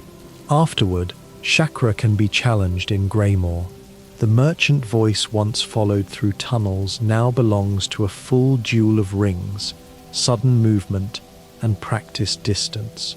Hornet does not defeat a harmless shopkeeper who happened to carry a weapon. She meets the fighter who was always present behind the charts, and their respect survives the test. Sherma offers a different response to the pilgrimage. He is earnest, hopeful, and poorly equipped for the dangers between him and the Citadel. His optimism can seem almost absurd beside enemies that would overwhelm him, but it is not treated as stupidity alone. He believes there is meaning above, and that belief keeps his small body moving when fear would be the sensible choice. Because Hornet repeatedly finds Sherma farther along the road, his survival becomes a quiet measure of the journey's cost. He cannot leap and fight as she does.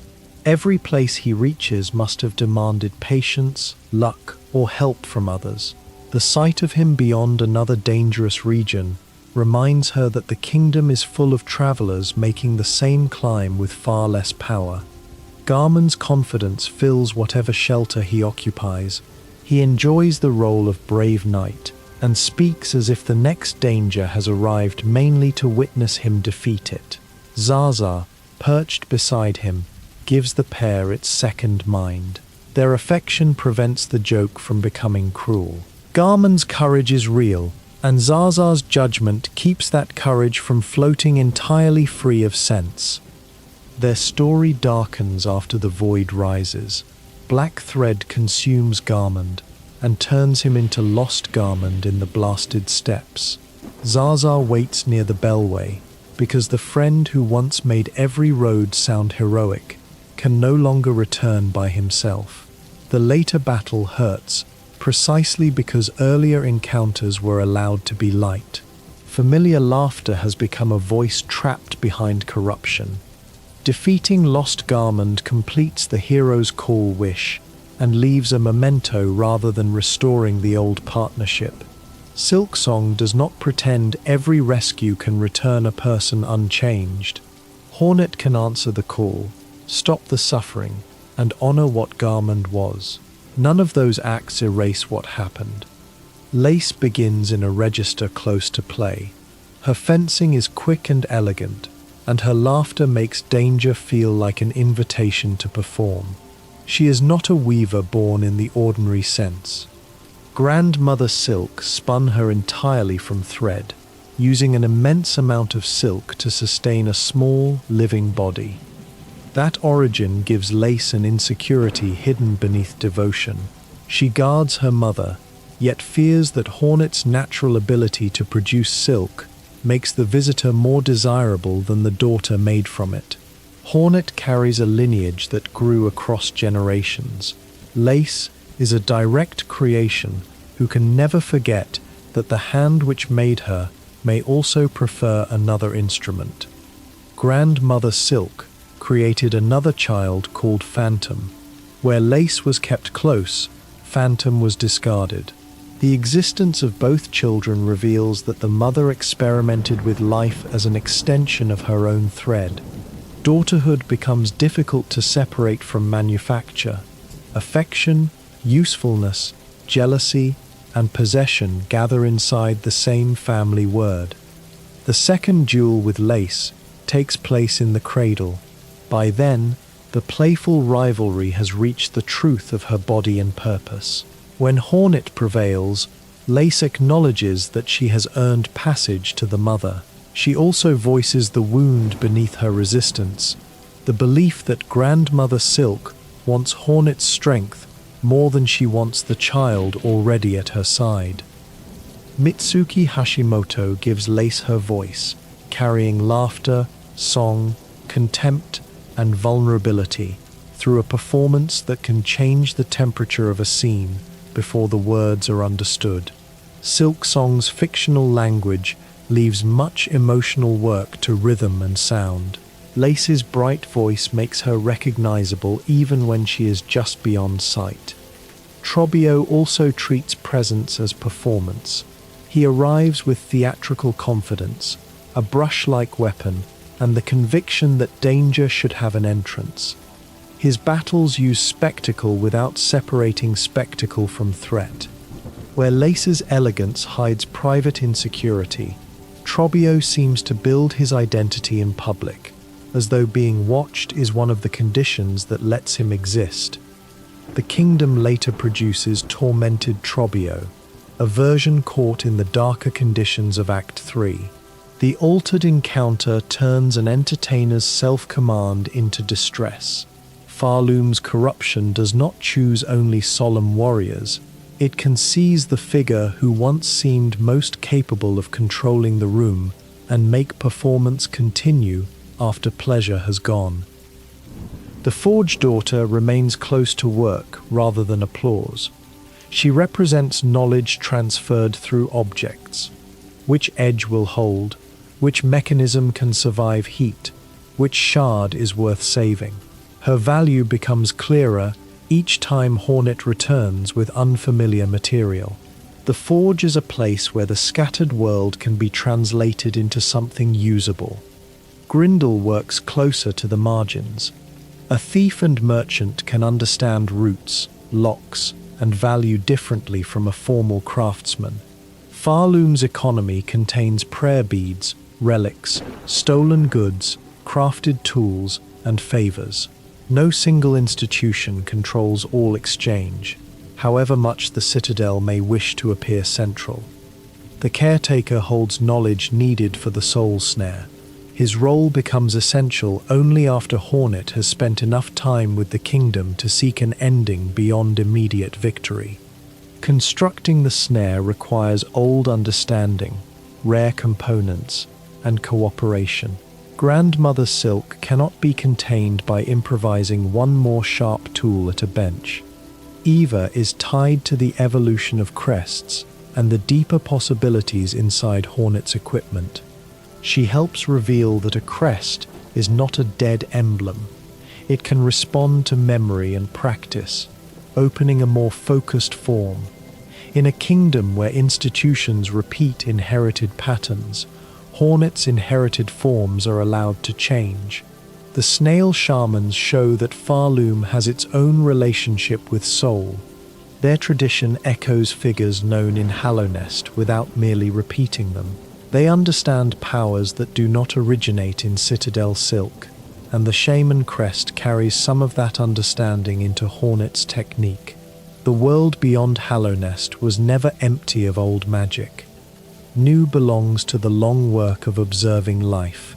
Through the hunter's journal, creatures become more than obstacles between benches. Their behavior, rarity, and place in an ecosystem can be noticed even when the entry comes from a hunter's eye. The journal is full of judgment as well as description, reminding us that natural history is shaped by the creature doing the looking. Hornet's own preferences enter those notes. She respects worthy opponents, notices forms of honor, and has little patience for certain habits. Her disgust toward flies is especially sharp. Such comments keep the record from pretending to be a neutral encyclopedia. It is a book written through a particular temperament. The second sentinel carries another disciplined presence through the Citadel. Sentinels represent order embodied in skilled fighters rather than mindless machinery. Meeting one shows what the kingdom can produce when training, loyalty, and personal will remain bound together. Not every guardian needs to be cruel for the order it defends to be harmful. The Green Prince moves through a story concerned with status, identity, and an idea of home. Like several wanderers, he brings a world beyond Pharloom into the kingdom without requiring the whole of that world to be shown. A traveller's manners, grief, and ambitions can imply distant cultures more effectively than a map crowded with unexplored borders. Seth guards a shrine associated with Nihilith. He sits peacefully until Hornet challenges him or tries to pass, offering warning instead of attacking on sight. If she declines the duel, he allows her to rest nearby. The arrangement is unusually honorable. His duty has an exact boundary, and he does not need to invent hostility outside it. His pin and symbol carry the marks of long use. He can strike at close range, defend, and send the circular instrument outward as a projectile. After the fight and the events around Nihilith, Seth survives but loses much of his memory. The title Shrine Guardian falls away, leaving a wanderer who introduces himself simply by name. Seth can later appear in Greymoor, Shellwood, near the Grand Gate, and finally among the Fleas. At Fleetopia, he excels at the Caravan's games, holding high scores that Hornet can try to beat. An eternal guardian becomes a traveller capable of play. Loss of memory is tragic, yet freedom from the shrine also gives him a life no longer defined by one doorway. The character has a real history outside the fiction. Seth Goldman, a young fan living with Ewing sarcoma, met Team Cherry through the Marty Lyons Foundation and helped design the warrior. He sketched the character, gave him his name, and saw an early version of the fight. Goldman died in 2020, and the credits remember him with an extra special thanks. Team Cherry first revealed Seth through a series of riddles. His development combined a community mystery, a personal collaboration, and a permanent place in the released game. That history gives the Shrine Guardian an unusual tenderness without requiring the story to pause and explain it. He remains fully part of Pharloom while carrying a human act of remembrance behind the screen. Bosses in SIlksong are far more numerous than the major story alone would require.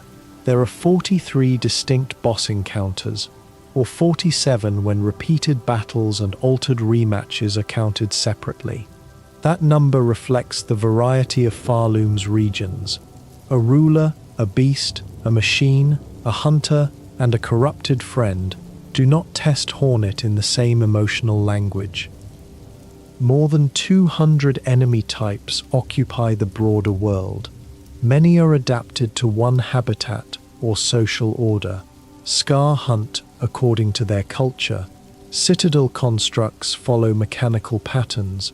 Craws imitate a court, and the inhabitants of Bilewater move through poison that would make no sense elsewhere. The enemy collection doubles as a record of where Hornet has been.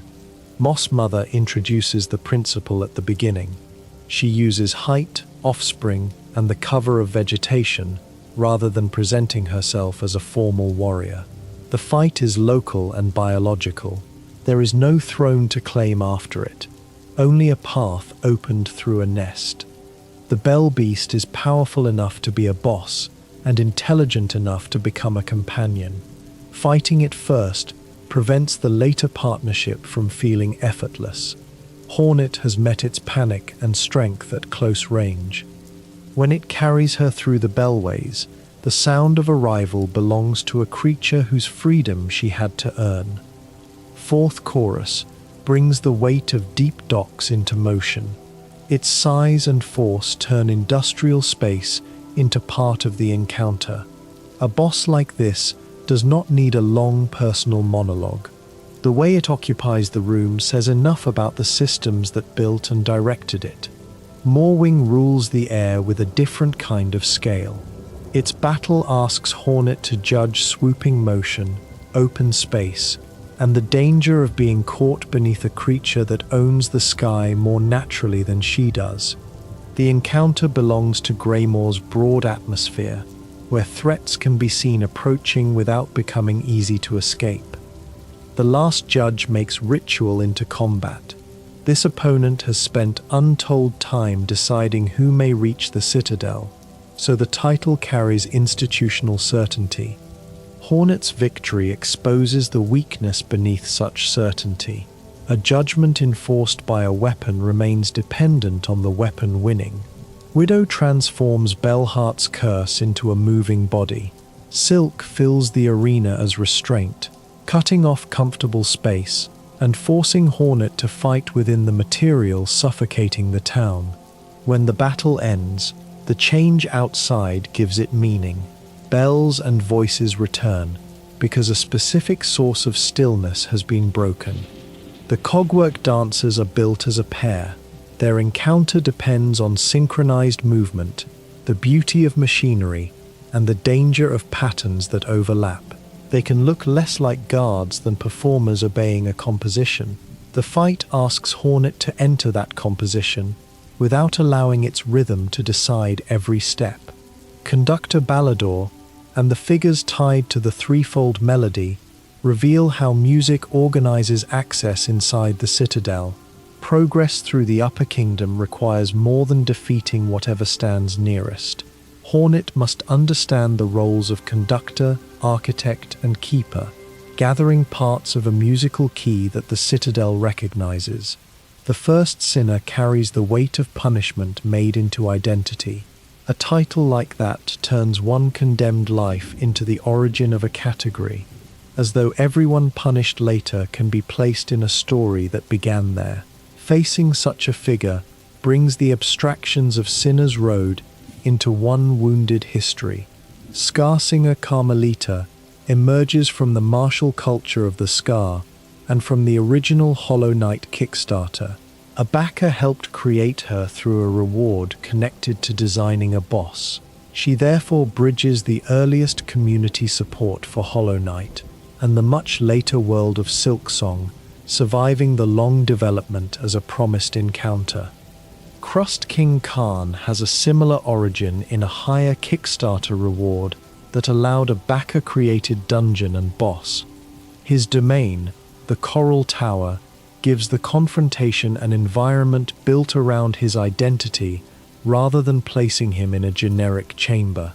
The reward became a corner of Pharloom with its own material, inhabitants, and ruler. Steel Assassin Sharp was another announced backer-connected figure, but he was not forced into the released game merely because people remembered his name. Team Cherry has said he was delayed and may return later. The absence is useful evidence that not every revealed idea survived unchanged, and that a long development can leave visible paths not yet taken. Nyleth is bound to ancient growth, and the shrine Seth guarded through ages. Reaching her requires passing an opponent who remembers duty even when much of the surrounding culture has forgotten the reason.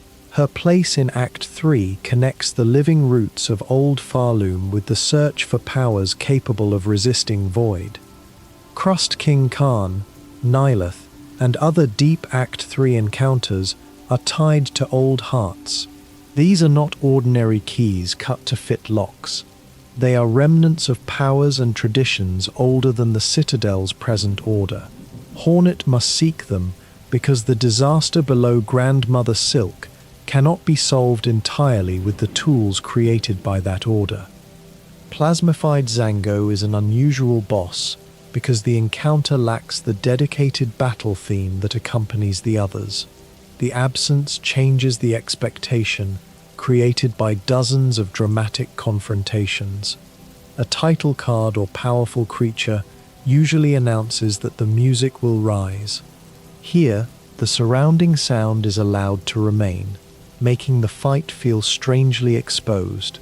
Optional bosses caught in black thread become part of Act 3's altered landscape.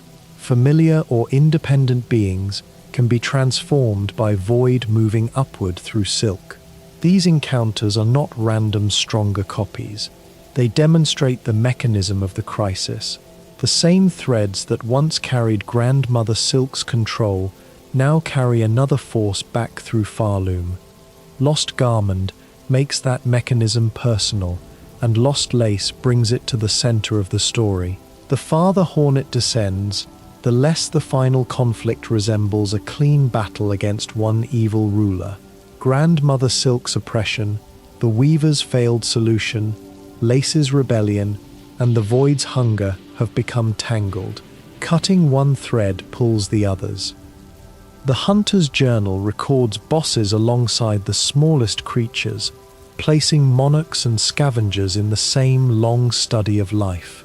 A grand title may fill the screen when battle begins, but afterward, the defeated being becomes another entry with habits, origins, and a place in the kingdom. Victory creates knowledge without making the creature simple. Some encounters can be avoided for long stretches, found out of the expected order, or revisited through wishes. That freedom makes Pharloom feel less like a corridor arranged by increasing strength. Hornet can hear rumors, notice a sealed route, leave it alone, and return much later with a different movement, crest, and understanding of what waits inside. The range of battles also reveals Hornet by contrast. Against beasts, she reads instinct. Against trained warriors, she answers technique. Machines force her to learn patterns without emotion, while haunted friends require her to act despite emotion. The same needle can perform all those tasks, but the meaning of each strike changes with the body receiving it. By the time Hornet reaches the cradle, she has not simply proved that she can defeat 40 or more powerful opponents. She has met the surviving languages of Pharloom: song, craft, hunting, pilgrimage, machinery, roots, silk, and memory. Grandmother Silk waits above them as the source of one language that tried to make every other voice part of her own. The climb begins formally with 5 bell shrines scattered across lower Pharloom. Hornet must awaken them in the Marrow, Farfields, Greymoor, Bellheart, and Shellwood. Each shrine contributes to the passage toward the Citadel, but reaching them also forces her to learn the breadth of the country below it. The gate will not answer someone who knows only one road. This structure gives the first act a wide, gathering motion. Hornet arrives as a captive focused on escape, then moves outward because no direct route can take her to the summit. Every bell adds another region to her memory. By the time their combined work opens the ascent, her reason for entering the Citadel has grown beyond the mystery of who abducted her. The bell in the Marrow belongs to the kingdom's working foundation. Farfields gives the ritual a voice, carried through wind and open space. Greymoor places it among ruined roads and scattered lives. Bellheart's shrine is inseparable from a community bound in silk, while Shellwood holds older growth around its metal. The same sacred instrument absorbs 5 different surroundings. Once those shrines answer, the last judge stands at the intended threshold. Hornet can meet the kingdom's demand for trial, defeat its guardian, and pass through the Grand Gate. She can also find the less celebrated route through Bylewater and the Phantom. The existence of both paths makes entry a choice between confronting official authority and slipping through what authority failed to contain. Crossing into the Citadel begins the second act. The objective changes from reaching the sacred city to understanding its locked center. Lower Pharloom has already shown the results of its rule. Now Hornet sees the mechanisms, officials, musicians, and beliefs that keep that rule alive. The shining answer at the top of the pilgrimage turns out to contain another maze. 3 parts of the threefold melody are needed to reach the cradle. The melody is held through roles connected to the conductor, the architect, and the vault keeper. Music, construction, and preservation each guard part of the way. The division reflects the Citadel itself. No single priest controls the system because the system has been distributed across institutions. Conductor Ballador represents organized song. A melody in Pharloom is not simply remembered by an individual humming alone. It can be assigned, rehearsed, directed, and made to fill enormous chambers. The conductor's portion carries the authority of voices trained to become one. The architect's portion belongs to the physical logic beneath that music. Bells need frames, lifts need mechanisms, and sacred chambers need builders. The Citadel presents itself as revelation, but an architect had to decide where its walls would stand. This part of the melody joins sound to the structure that guides it. Vault Keeper Cardinius protects what the city has chosen to store. A vault preserves by withholding, keeping an object safe, and keeping ordinary citizens away from it at the same time. His portion of the melody is therefore tied to controlled memory. The past remains available, but only through the gatekeeper appointed to decide who may touch it. The cogwork dancers stand within this route as a moving expression of the Citadel's order. Their synchronized attacks turn mechanical timing into grace. Hornet has to read 2 bodies as one pattern, then notice where the pattern leaves space. The dancers are dangerous because they cooperate perfectly, but perfection also makes them predictable. When the threefold melody is complete, the cradle opens. The kingdom has heard the correct sequence and accepted Hornet's progress according to rules created long before her arrival. Yet she has not climbed as a believer. She has learned the ritual well enough to pass through it, which is different from allowing it to define what she will do at the summit. Lace waits before Grandmother Silk. Their second duel gathers every tension between them.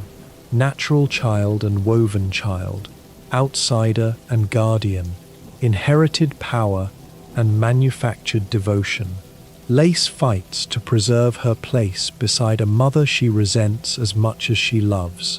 Hornet fights because the voice reaching through Pharloom has already made retreat impossible. After Lace falls, Grandmother Silk is revealed as a pale higher being and the primal source of silk. She displaced older powers when she came to Pharloom, transformed Pharlids into weavers, and spread her threads from the cradle. The Citadel later harvested those same threads while keeping her asleep. Monarch and prisoner have occupied the same body for generations. Her desire to wake is understandable without being harmless. The weavers deceived and exploited her after discovering that she had first deceived them. Their descendants built a civilization around the stalemate. When Grandmother Silk reaches outward through the haunting, she is resisting captivity, but she does so by taking the wills of bugs who had no part in creating it. The final battle of Act 2 passes through several changes as the mother emerges from restraint.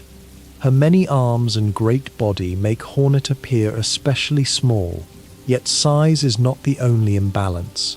Hornet is fighting the source of the substance generated within her own shell. Every strand she spends answers an older and vastly greater reservoir. One immediate conclusion is the Weaver Queen ending. After defeating Grandmother Silk, Hornet can bind her power instead of destroying or banishing it.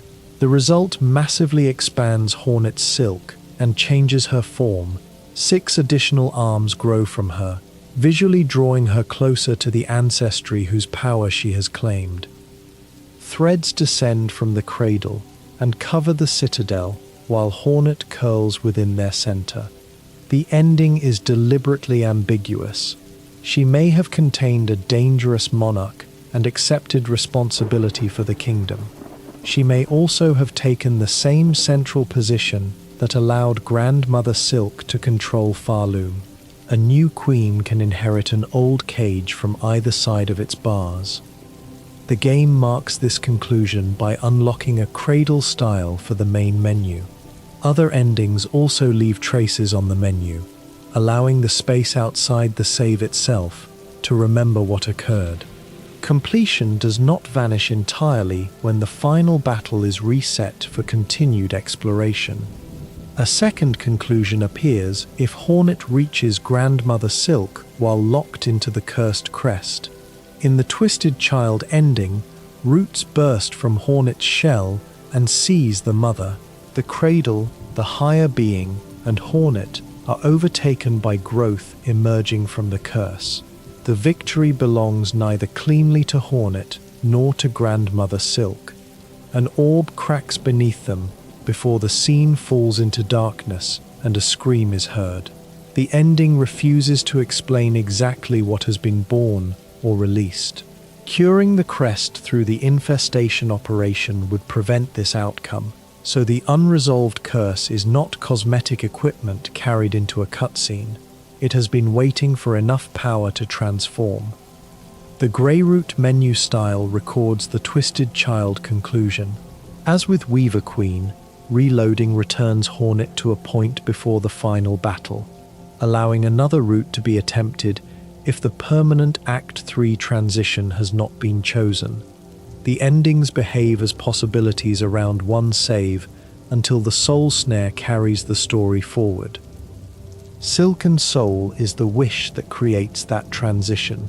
It becomes available only after Hornet has answered a substantial part of Pharloom's needs. She must help with specific wishes, establish her Bell home, move the Flea Caravan to Fleetopia, defeat Lace in the Cradle, and reach enough broader quest progress. The alternative ending is built on participation rather than a secret door found by accident. The Caretaker asks for 3 souls and a snare setter. The Maiden's soul comes from the Chapel Maid in Bone Bottom. The Hermit's soul is associated with the Bell Hermit in Bell Heart. The Seeker's soul is recovered from the remains of a snail shaman in Bilewater after the danger around him is confronted. Each piece comes from a different way of living apart. The snare setter waits in a hidden workshop at Hallownest Atla. It provides the crafted structure able to hold those souls together as a trap. The components unite chapel, home, search, and weavercraft. Grandmother Silk's captivity once depended on an entire city's song. The new snare condenses several smaller lives into one deliberate answer. After the Caretaker builds it, Hornet returns to the cradle and faces Grandmother Silk again. At the final moment, the Needlin can activate the Soul Snare. The instrument inherited from Weaver tradition becomes the signal that turns their old problem toward a different power beneath the world. Void opens below the mother and pulls at her with black tendrils. She catches Hornet, threatening to drag both of them down. Lace then makes the choice her earlier loyalty could not permit. She cuts away one of her mother's arms, strikes with her pin, and frees Hornet, but falls into the opening with Grandmother Silk. This is the Snared Silk ending, and it is not really an ending in the ordinary sense. Black thread bursts through the land beyond the Citadel. The save profile becomes covered in it, and opening that profile begins Act 3. The attempted solution has moved the crisis from pale silk into void without ending either one's claim on Pharloom. Grandmother Silk protects Lace as they fall. She spins a cocoon around her daughter, renewing it while the void consumes the outer layers. The effort wears her soul thin. Whatever possessiveness shaped their relationship, the mother chooses to spend herself keeping Lace from immediate annihilation. Because Grandmother Silk's threads reach throughout the kingdom, the void travels back through them. The network once used for haunting becomes a path for another influence. Buildings shake, passages collapse, creatures are overtaken by black thread, and areas once learned as stable geography change under Hornet's feet. Bone Bottom is almost entirely destroyed, leaving its bellway as a remnant of the settlement that welcomed the first act. This loss makes the disaster impossible to treat as an abstract change in enemy difficulty. The lowest home in Pharloom pays first for a decision made at the highest point. Survivors gather where they can, and formerly closed paths open while others are blocked by ruin. Void masses appear. Familiar enemies gain altered attacks and greater strength after black thread enters them. The map remains useful, but it now records a country whose earlier arrangement can no longer be trusted. Hornet needs to reach the abyss beneath Pharloom. A diving bell in deep docks provides the descent, turning a symbol heard across the kingdom into a vessel that sinks below all ordinary roads. The direction reverses the promise of pilgrimage. Truth is no longer above. It waits beneath the furnaces, waste, bones, and buried civilizations. Pharloom's abyss is distinct from the abyss under Hallownest, yet both are bound to void. Vast dark caverns contain fossilized shells and columns older than the present kingdom. Black roots and grass survive where ordinary fauna cannot. At the bottom, a sea of tendrils attacks living things with barbed shapes. An ancient civilization near this depth worshipped void before the Citadel was founded. That history prevents void from appearing only as an accidental substance disturbed by Hornet's trap.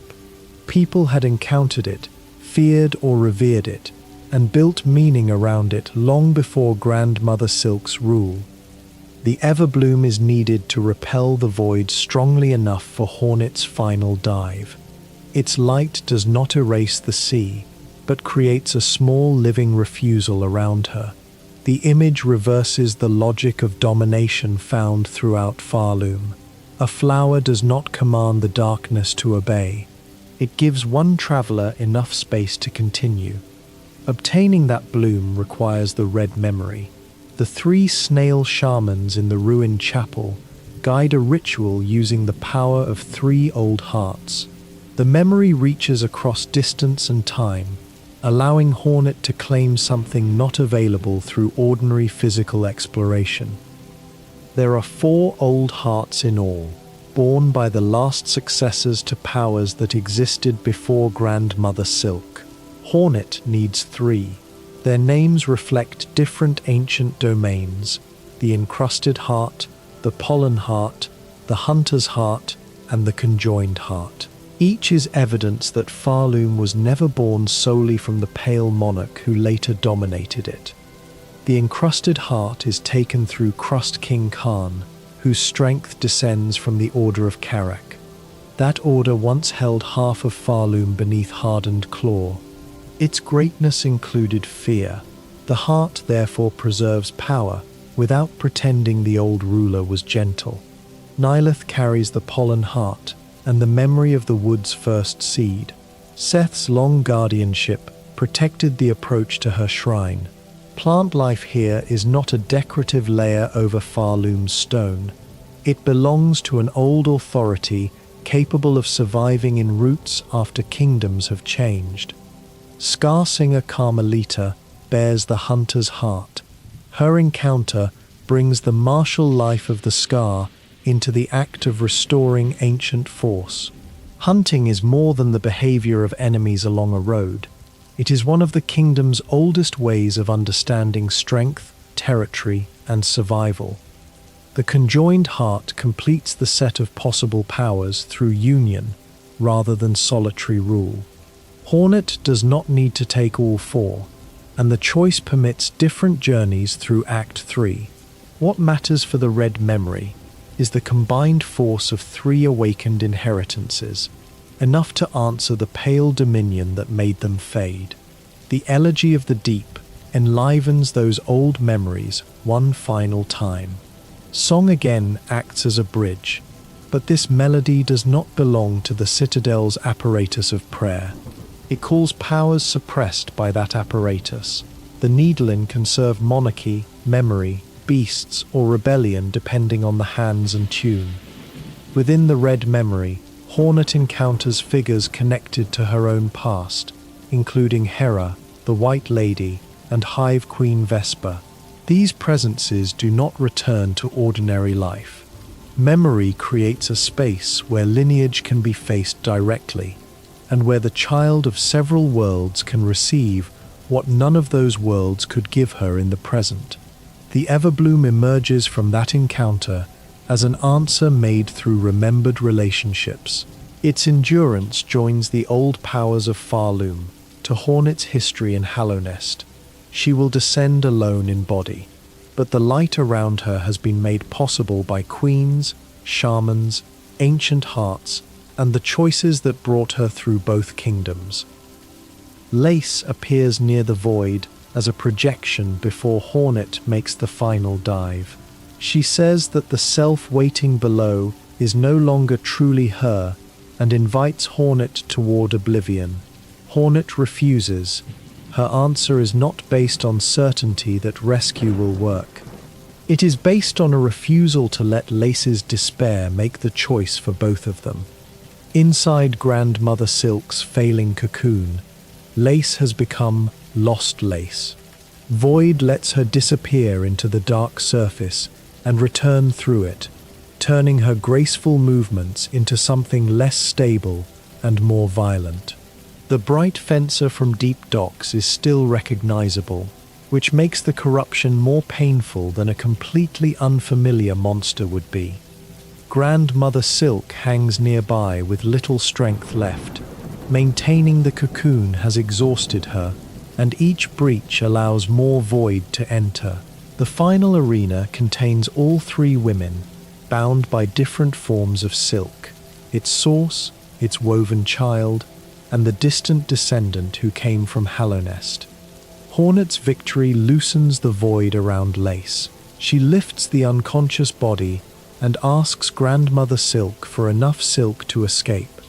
The mother gives it. This final act cannot undo her control of Pharloom, but it confirms that she can still choose to help the daughter who betrayed her and the outsider she once tried to claim. Silk Saw carries Hornet and Lace upward until the Everbloom's protection begins to fail.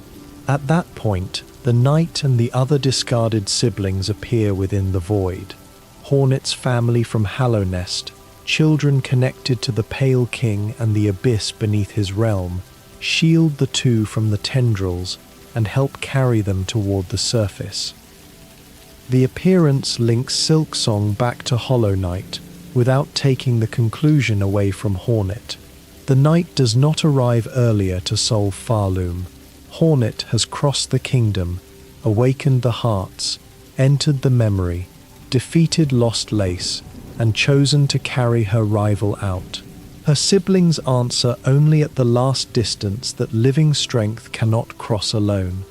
In the Sister of the Void ending, Grandmother Silk is left behind, and her blackened threads vanish from Pharloom. Lace wakes beside Hornet, and the two share a quiet moment without a duel between them. Lace's pin then appears beside Hornet's needle on the main menu pedestal. Two weapons that repeatedly crossed are finally allowed to rest together. The ending unlocks the surface menu style, a simple word with enormous meaning after so much ascent and descent. The cradle promised holiness at the top, while the abyss threatened dissolution below. The surface is neither extreme. It is the ordinary world where saved people have to decide what comes next. Mr. Mushroom provides the fifth ending, Passing of the Age. As in Hollow Knight, this wandering figure appears in several places and requires unusual attention to follow. Completing his wish and then reaching the Sister of the Void conclusion adds a final scene in which he flies away into the sky. The words "to be continued" follow that departure. Mr. Mushroom moves between stories with a freedom unavailable to most citizens of fallen kingdoms. He is comic, mysterious, and strangely durable. When monarchs become roots or disappear into void, he simply continues toward another horizon. SIlksong contains 52 achievements that recognize routes beyond the main endings. Full completion asks for 100% and a finished story. Speed completion combines that total with a run under 30 hours, while Speedrunner asks for the end in under 5. These goals reveal how different the same map can feel when time replaces curiosity as the main pressure. Steel Soul requires the journey to end if Hornet dies. Steel Heart combines that rule with full completion. A bench that once offered reassurance becomes only a place to prepare, not a guarantee that failure can be revised. The mode changes the emotional meaning of familiar facts without altering where the platforms stand. The cut ending, called Strung to Serve, survives in game data, but not as a normal conclusion. It would have shown a being with qualities of Hornet and Grandmother Silk, haunting Pharloom and pilgrims beyond it. Its absence matters. Development files can preserve ideas the finished story deliberately declined to make real. Team Cherry has said the third act was worked on late, even though its areas had been planned and had appeared in development maps years earlier. The act was also harder before release and was reduced in difficulty. That combination explains why it feels like both a hidden continuation and an integral part of the kingdom's design. The three-act shape mirrors Hornet's changing relationship to Pharloom. First, she climbs through a land that has taken her captive. Then she enters the institution responsible for its order. Finally, she descends through the damage caused by her own attempted solution. Freedom is not achieved by reaching the villain and winning once. It requires living through what that victory releases. Each major ending answers control differently. Weaver Queen accepts the central power. Twisted Child lets another ancient force seize it. Snared Silk tries to remove it and opens a worse path. Sister of the Void carries another person out after confronting the full consequence. Passing of the Age steps lightly beyond the kingdom altogether. No conclusion makes the past clean. The Weavers rebelled against deception and became jailers. Grandmother Silk suffered exploitation and answered with possession. Lace defended a harmful mother, then risked herself to stop her. Hornet brought void into Pharloom while trying to free it. Moral weight in this story comes from choices made inside damaged inheritances, not from finding someone untouched by them. Pharloom itself once carried the working name Loomland. The earlier name said exactly what the kingdom was built around, but little about how old or strange it might feel. Pharloom keeps the echo of a loom, while sounding like a place whose meaning has worn smooth through centuries. The change is small, yet it shows how atmosphere can begin with the sound of one invented word. The gilded pin used by Lace was described before release as a traditional weapon of Pharloom. Similar weapons appear throughout the kingdom in the hands of guards, hunters, and craftspeople. Hornet's needle therefore resembles local arms without being identical to them. She enters as a foreigner and still finds a martial culture that understands why thread and a long point belong together. Needles and pins also fit the scale of the characters. Human objects are transformed into legendary weapons because the world is built close to the ground. A button can become ornament, a bell can become a chamber, and discarded shell can become architecture. SIlksong does not constantly point toward a lost human civilization. It lets bug-sized meaning feel complete on its own. Every visible character and much of the scenery began as hand-drawn two-dimensional art. Animation gives small changes of posture unusual importance. Hornet can look impatient without saying so. Sherma can appear hopeful simply by the way he leans into the road. Lace's confidence enters through the curve of a bow before her first attack reaches Hornet. The backgrounds are layered, so caves can suggest distance beyond the platform being crossed. Hanging structures move against deeper silhouettes. Particles pass through light, and old shells disappear into darkness before their full size can be measured.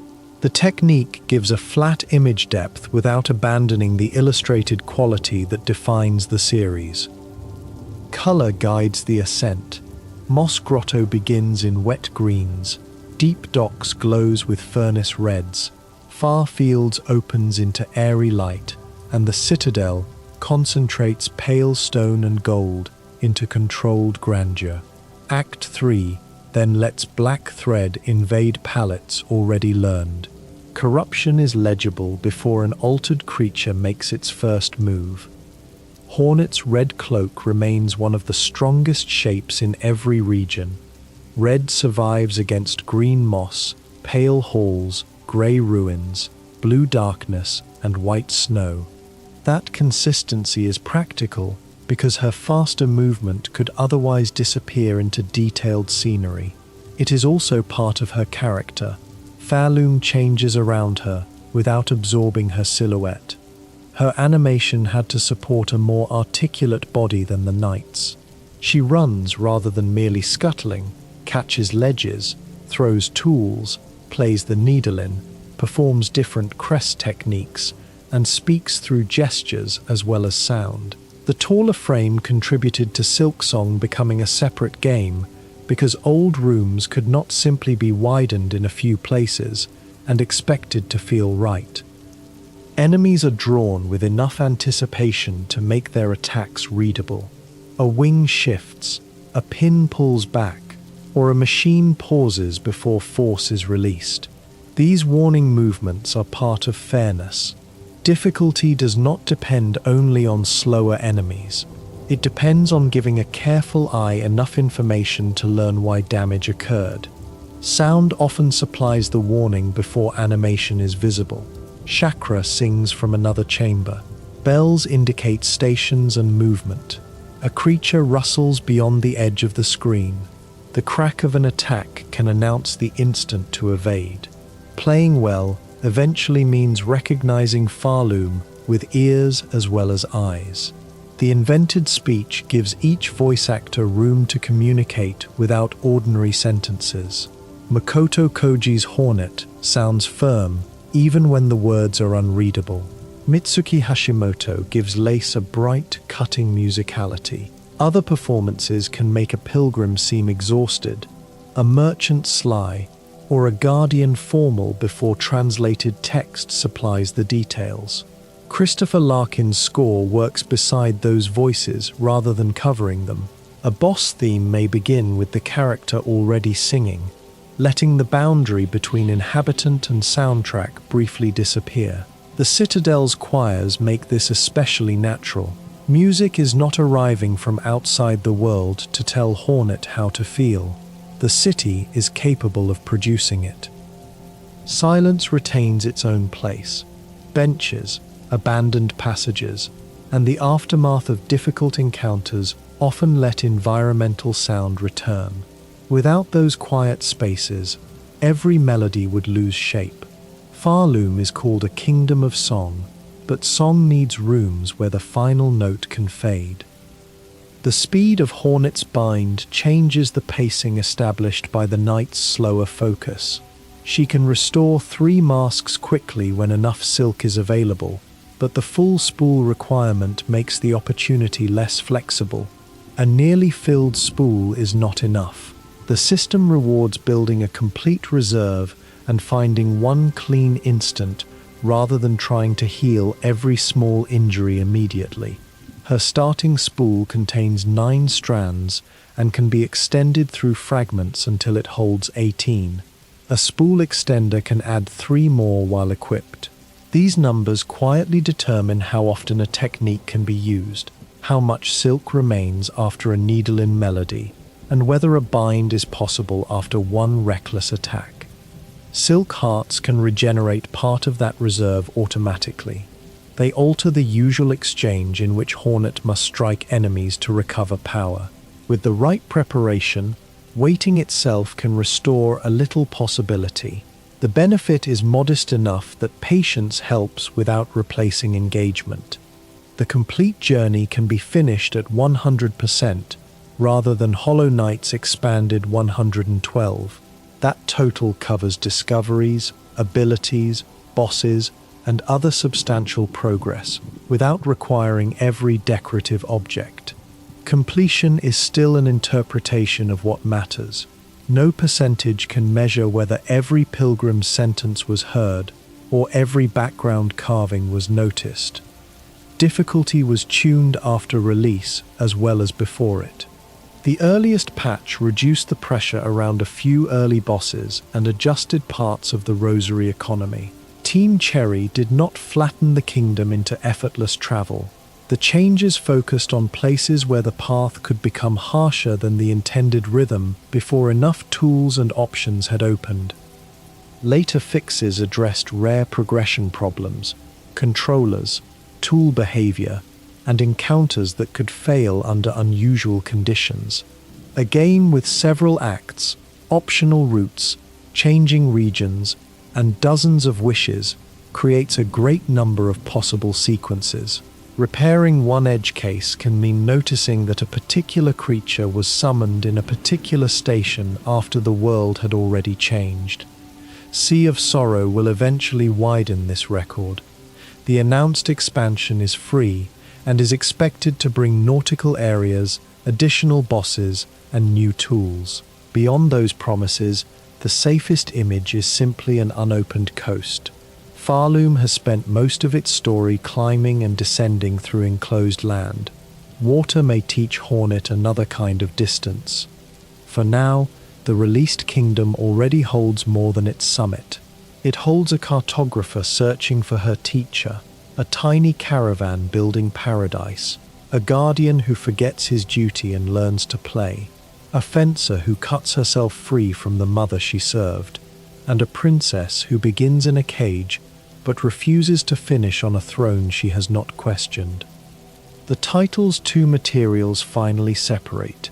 Silk is what can be held, thread in a spool, a bridge, a trap, a wound pulled closed, a body woven by a mother. Song is what must pass through time and air, a mapmaker's call, a choir's command, a melody returning old memory to life. Pharloom suffers when either one is made to serve a single will. Hornet's answer is not to reject them. She keeps her silk and keeps playing. The danger was never beauty, craft, music, or inheritance by themselves. It was the demand that every strand lead back to one center and every voice sustain one order. Her journey makes room for separate songs to remain separate, so the last image can be smaller than the battles that came before it. Somewhere above the abyss, a bellway is quiet. The great beast has settled after carrying one more traveler home. Chakra's maps are rolled beside her rings. The fleas have stopped their games for the night, and a forge that burned all day gives off the final warmth stored in its stones. Higher up, the Citadel no longer needs to fill every chamber with prayer. Empty halls keep the memory of choirs without forcing another hymn from them. Tools lie where tired hands placed them. In Bellheart, metal homes hang still. Hornet's room waits with its collected objects, each one proof that she crossed a place and was changed enough to bring something back. Lace's pin rests beside the needle. Neither weapon needs to rise again tonight.